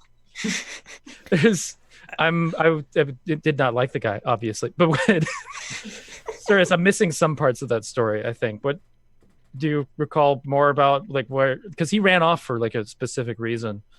That he didn't want to like compromise his voice. Oh yeah, he said that he would not risk his job by making his voice public online. To which my response was, "I don't deal with cowards. Ban him." Yeah, Ooh. Yeah. That's what it was. Because it's like, look, dude, if we're gonna invite you on to entertain the idea of sharing your stupid fucking racist opinion, then you know, you either take the invitation or you fuck off, because like, you know, especially if you're going to be a coward about being a fucking bigot. Yeah. Fuck off. Like, if you're gonna be a bigot, you better stand here and own it. Like fucking own it. If you're worried that you're going to lose your job because of your opinion, then maybe there's a reason you would lose your job because of your opinion. That's and I think we talked a little bit about the subtlety of that, because you do have areas where you can lose your job for being pagan or lose your job for being atheist, and like that's definite. That creates a subtlety in the conversation. But this is a version where it's not just like self-identity; it's your opinion about other people now. Yeah, because you can't control being a theist, because that would imply that you can control belief. That's a functional part of your identity that you have no control over. You could be convinced to the case, or you could be convinced against the case, and eventually that would make it to where you are no longer atheist or are no longer an atheist because you've been thoroughly convinced by these points, but you can't control that in any way, shape, or form. Whereas this is somebody's opinion about race, which sometimes they hold in spite of the data against them. Right. It's like now you're just being... people hold a lot of beliefs. You know, let's have a look at anti-vaxxers or flat earthers. Like, yeah, evidence does work all the time. But even flat Earth isn't like, I want to kill a certain number of the population, or that right. you know, there is. They think a certain number of the population don't exist, not that they shouldn't exist. Right, Australians aren't around, but we know that. But the flat Earth thing is weird. But it's not necessarily the same thing as like when you have somebody who's sporting a swastika showing up and then talking about all kinds of crap. And it's just like, yeah, you know, dude, we can have this conversation, but if you're not willing to actually put your voice behind it, yeah. I got no time for you. The internet is a place where everybody's able to voice their opinions, and everybody voices their opinions all the time. If you choose to be on the internet voicing your opinions, but the minute somebody challenges you on them, you skirt away, then that's just being a coward. I'm sorry. I have no time for people like that. Since we're already talking about haters, do y'all want to share your first hate comments? Ooh, mine wasn't even a comment. Mine was the first time I did a video on Islam before I even hit 100 subscribers. I got told in a DM, this wasn't a DM, this was actually in a public chat room, on Kick of all places, that ISIS was going to hunt me down and kill me. And this was from we were in a religious debate chat room, which is where I cut my teeth. And it was a bad place to do, so I should have gone to like Krill or something. But of course, I was a fucking idiot. But this was told to me by a Muslim who I argued with constantly, who had told me that he wanted to join ISIS to destroy the West. So this was a person who was like already pretty vile. Like I had asked them at one point, because they said that adultery was a sin punishable by stoning, and I said, well, what if it was your sister who committed adultery? And he said I would throw the first stone.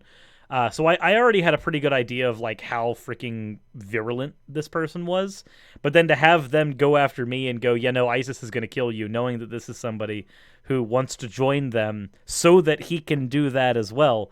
I was just like, well, I got my first death threat before 100 subscribers. This is great. I didn't even say first death threat. I said first hate comment. Damn. Do you think a death threat doesn't count as a hate comment? I mean, it does. His first hate comment happens to be a death threat. Yeah. That's impressive. My first hate comment when I, on a video was on my video of me talking about pagan origins and the Catholic religion, and the person happened to be a Catholic, and oh my gosh, it was like a super long thread. I kept getting a notification after notification, and kept every other sentence he called me like a pinhead. Who are you calling pinhead? Such a weird insult. Who are you calling pinhead? That reminds. Very mad, and it was like, you don't know what you're talking about, and he's calling out all what I was saying, pinhead. This isn't right, you pinhead. Have you noticed that a lot of times? So this is something like this happened to me a little bit as well, where I posted a video called "The God Who Defeated Yahweh." I love that video. Love it. It's about. It's a fun one. And it's for those in the chat that don't know, it's about a Old Testament deity that winds up punching God in the nose a little bit. And yeah, it's Kamash. One of the comments on there is this really long comment from a Christian with none of it addressing the argument that I gave specifically at all. And one of the things that I think are really interesting about how these, like when you get comments like that, they're often content neutral and they just are like mean or something. It's almost as if they have a copy pasta for it. And they just I actually had one guy, I finally had to I let him spam on my channel for all of like a week, because when he was spamming his like copy pasta homophobic bullcrap, to me, it's just like, yeah, you're spamming this on me and it sucks. But at the same time, thank you very much for the engagement. The algorithm actually really looks at that positively. It's the YouTube algorithm can't distinguish between hate comments and just comments. I finally, though, did actually hide them from the channel and ban them from being able to comment, because when I did the "We Deserve to Live" video, one of the people who commented on there pointed out that they were 12, they couldn't come out of the closet. They didn't know what their parents were going to do. They thought they were going to be kicked out, and they said that at the end of that, they deserve to live. And this person responded to them in the comment section, "No, you don't." And that was where my line was drawn. I was like, when you tell a 12-year-old child that they do not deserve a right to be alive, it is at that moment that you have crossed the line, and I have to go ahead and ban you. And there's that part of me that's like, it kind of sucks, because I'm fairly certain that they were helping my channel out a whole lot than they ever knew they were.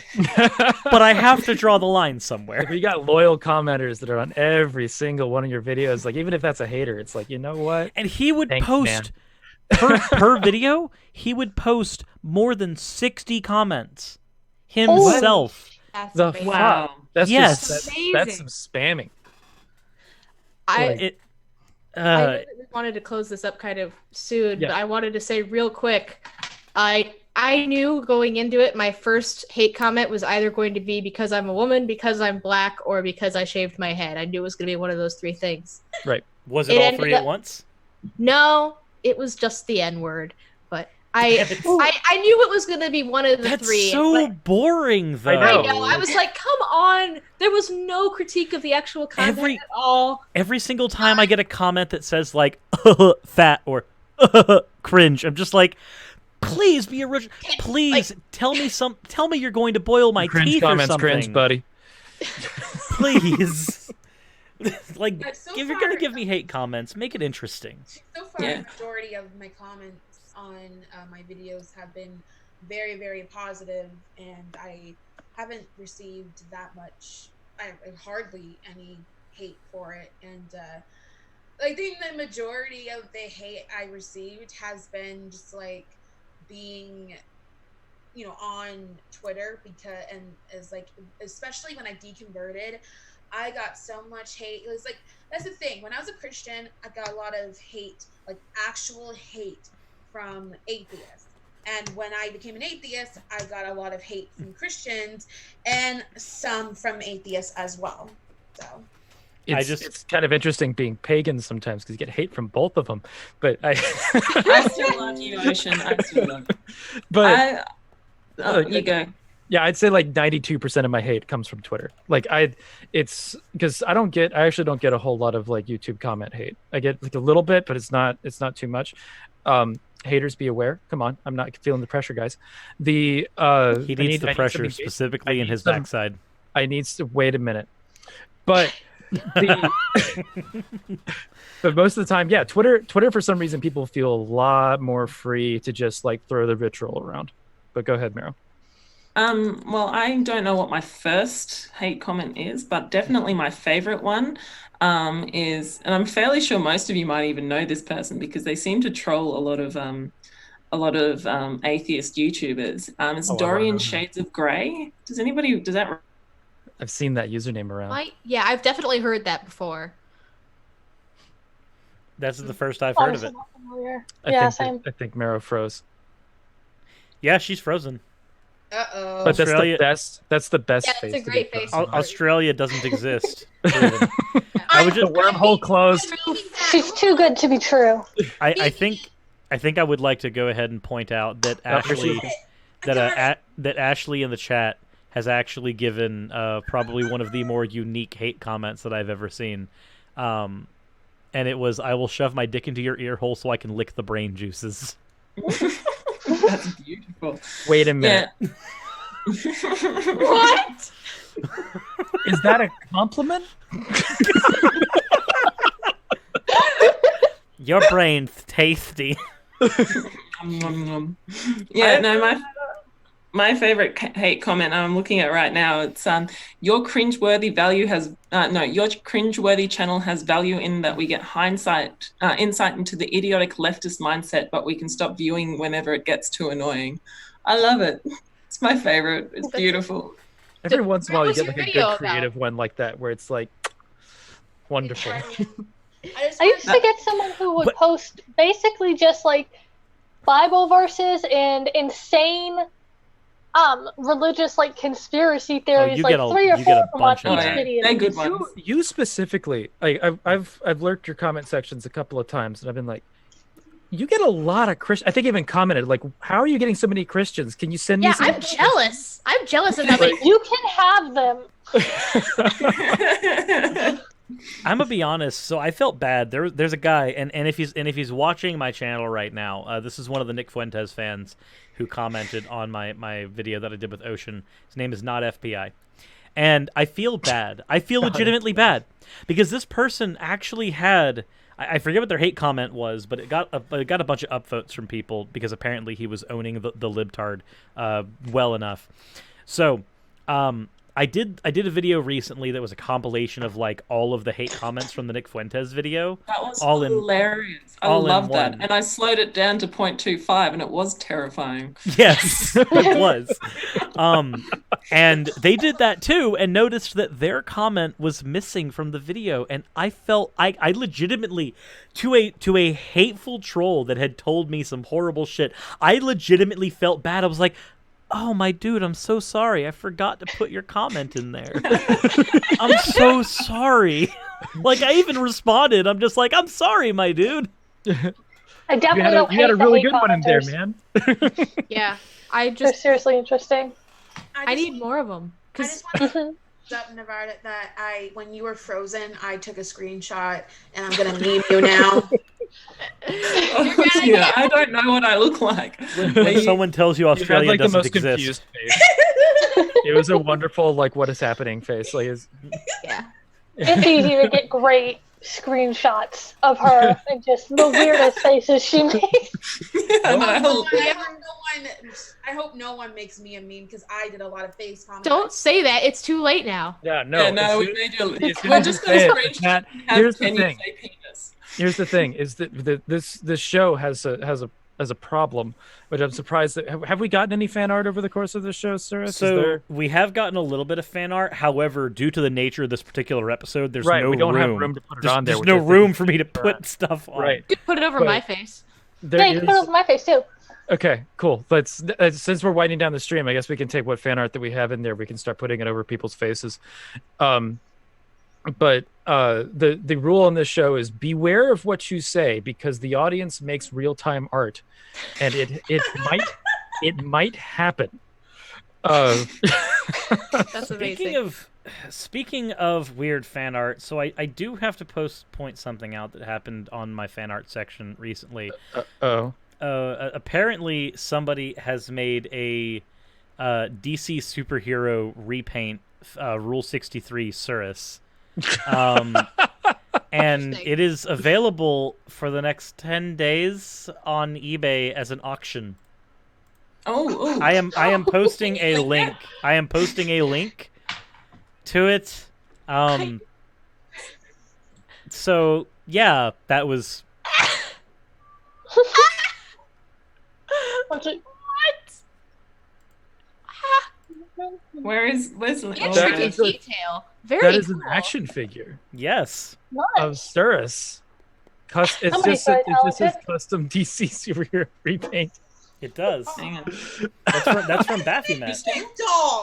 That's only $10. That's a bargain. Well, it's a bid. It's a bid war. It's a bid war where people are going to bid to fight over it, I guess. Is it going to charity or just this person? So what they said in there is they set up an eBay auction. They decided that it'd be best to do this because they have no room to keep the doll. Actually, it'll be auctioned off to a new home, and half of the money will be donated to Sir. So I imagine that half of it's going to the artist, and half of it is going to me. Which I don't even care for the other half. Honestly, they get all of it. That's fine with me. But if that's what they want to do, I'm also not going to stop them. But yeah, no, that's what they did, and that's honestly kind of neat. That's cool. That's cool. So, let's see. Hold on a minute. Where'd it go? All right. I better not find this thing in your house, Ocean. Ocean, I will send you money to have that in your house. I will send you extra money to film his reaction when he sees it.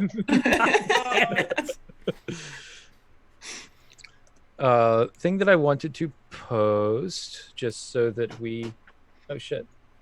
Well, that just happened. Crap. I was going to try and post something in the chat, and then I got rid of the chat by... Here we go. And there it is. I'm going to just post the link to the GoFundMe that we posted earlier today. Yes. So that is in there. And then I also wanted to check and see where we were at on that. Where the hell? 350 of 250. Teal? Oh, nice. Yep. So we're still there. We did a thing. Yes, we did. Nobody took their money back. So, but yeah, that's the GoFundMe to link to that. And I think that we can wind down now, Cyrus. Is that? I think that's probably a good idea. I think it's probably. Can I ask a closing question? What's the closing question? Did you guys also get a lot of subscribers and new subscriber notifications over the course of this stream? I wasn't paying attention, but I do have 7 notifications on my little notification bell, but it might end up being more. I have I only got one notification, and it says Cyrus is live, hammered out, the new star with lots of people. Guys, what the heck? Subscribe to her. Why? Why have I got no more subscribers? Actually, check your channel. You might have a few. I got like 30 more. What is going on? Like ever since we started, even before we started the stream, I was at 215, and now I'm like 235. I'm like, what the heck?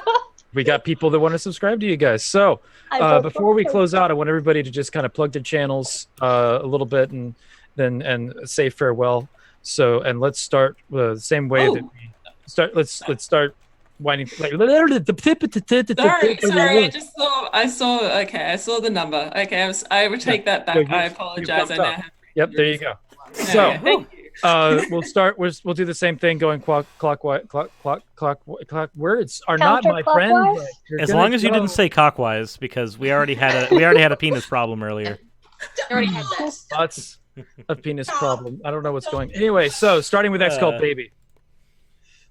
My channel is X-Cult Baby. My Twitter is X-Cult Baby. My channel deals with atheism, skepticism, talking about how the Bible is kind of nonsense, talking about extra Jehovah's Witness specific topics because I'm an extra Jehovah's Witness.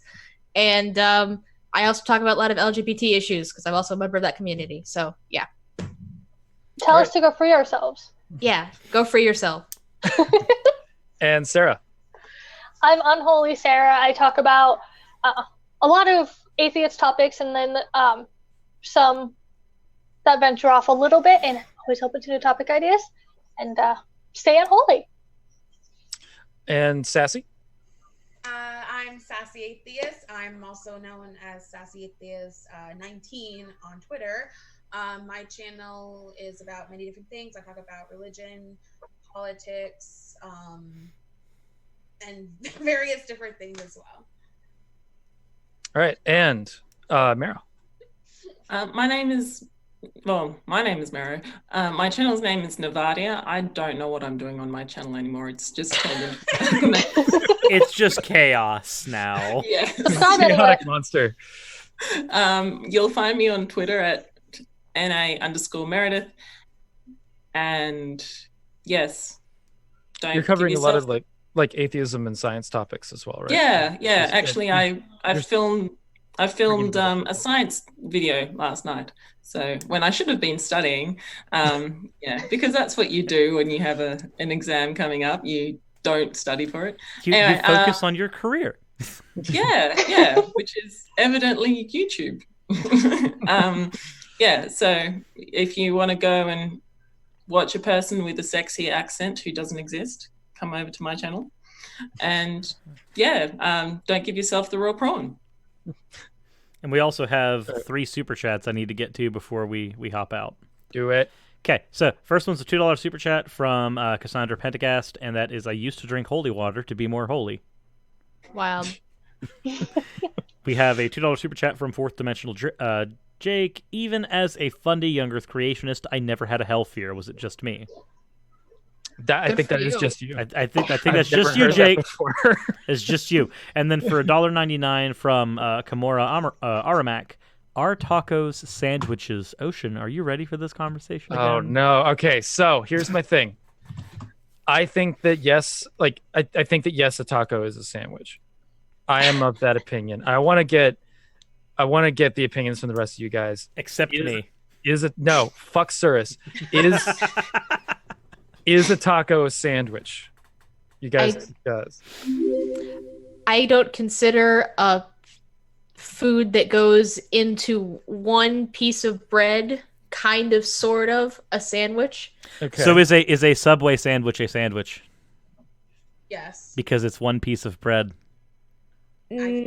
Well, yeah, but it's cut almost all the way in half. You don't have to cut it. Yes, and Right, with a tortilla, the same thing there. It's this thin. There's that much. It's You just crack it. golden. You don't cut it in half. You don't have to cut it and have it be like sandwiched between two pieces. It's still one whole piece. So a flatbread taco is a sandwich, and pineapple pizza is delicious. You no. Oh, you've made enemies on the internet, Sarah. X-Cult, baby. No, we're having to have this Internet. discussion now. So a flatbread sandwich is a flatbread sandwich a sandwich? Wait, what's a flatbread sandwich? Wait, So you don't no, know it's what Flatbread just- sandwiches? It's so good. Oh my god, it's so Like- good. If it doesn't have, no, it's not. Then I Wait. guess. Wait. So a flatbread sandwich is not a sandwich. They only call it a sandwich. I don't know why they do, because No. it's not a sandwich. That's I'm What sticking. did you do? You started the sandwich I'm conversation. trying to be consistent with my definitions. In your consistency, you have special pleaded. Okay. I don't want to talk about it. Tish. You know what? Ocean, That's good. I don't think you're ready for what I'm gonna have to do to you now. Oh, no. I've got beef with you. Oh god. I'm so happy. At yeast, that pun had some meat. That's Just stop. Just stop. Pineapple belongs on pizza, so does No. shrimp, onion, and broccoli. Yes, I agree. I love broccoli on pizza. Thank you. Put whatever you want on your own pizza. Just don't feed. God, you guys are making me so hungry. You guys have whatever beliefs you want to about pizza. Just don't force them on others. I just want Right. you guys to know that this presentation was so important to me that I avoided this delicious chicken tender sub Which that is is in apparently a sandwich. that is in fact a sandwich, But it is regardless one- of the fact that it is Oh, only one piece of bread. Okay, All right, but guys. think about this. Uh-oh. Hard shell tortillas don't count as bread. The soft ones maybe, but the hard ones definitely. Wait, don't. wait. ones So are solid if taco if sandwich. bread is stale, is it bread? Not It's that mainly mold. Ew. Wow. Okay, I'm just giving up on this All argument. right. I'm too tired. That is been the hammered correct. out. We'll do this in another I video. hate sandwiches now. An ice cream sandwich is apparently controversially a sandwich. And atheist rationale. This is not a sandwich from Subway. I hate Subway. This is from Publix. They actually put enough Oh yeah, food in Publix it. does have better Subway sandwiches than Subway does. their Pub subs are superior to the Subway sandwich. Anyway, this has been Hammered Out. Happy fucking Thursday. What the fuck is going on? I'm slinging my hammer around. Cirrus, where's your hammer? This is our outro. What the fuck are you? We're supposed to be swinging around the hammer. Give me This the is Hammered hammer. Out. Where's your hammer? There's your hammer. Okay. There it is. Damn it. Cool. Goodbye. Oh my everybody. god.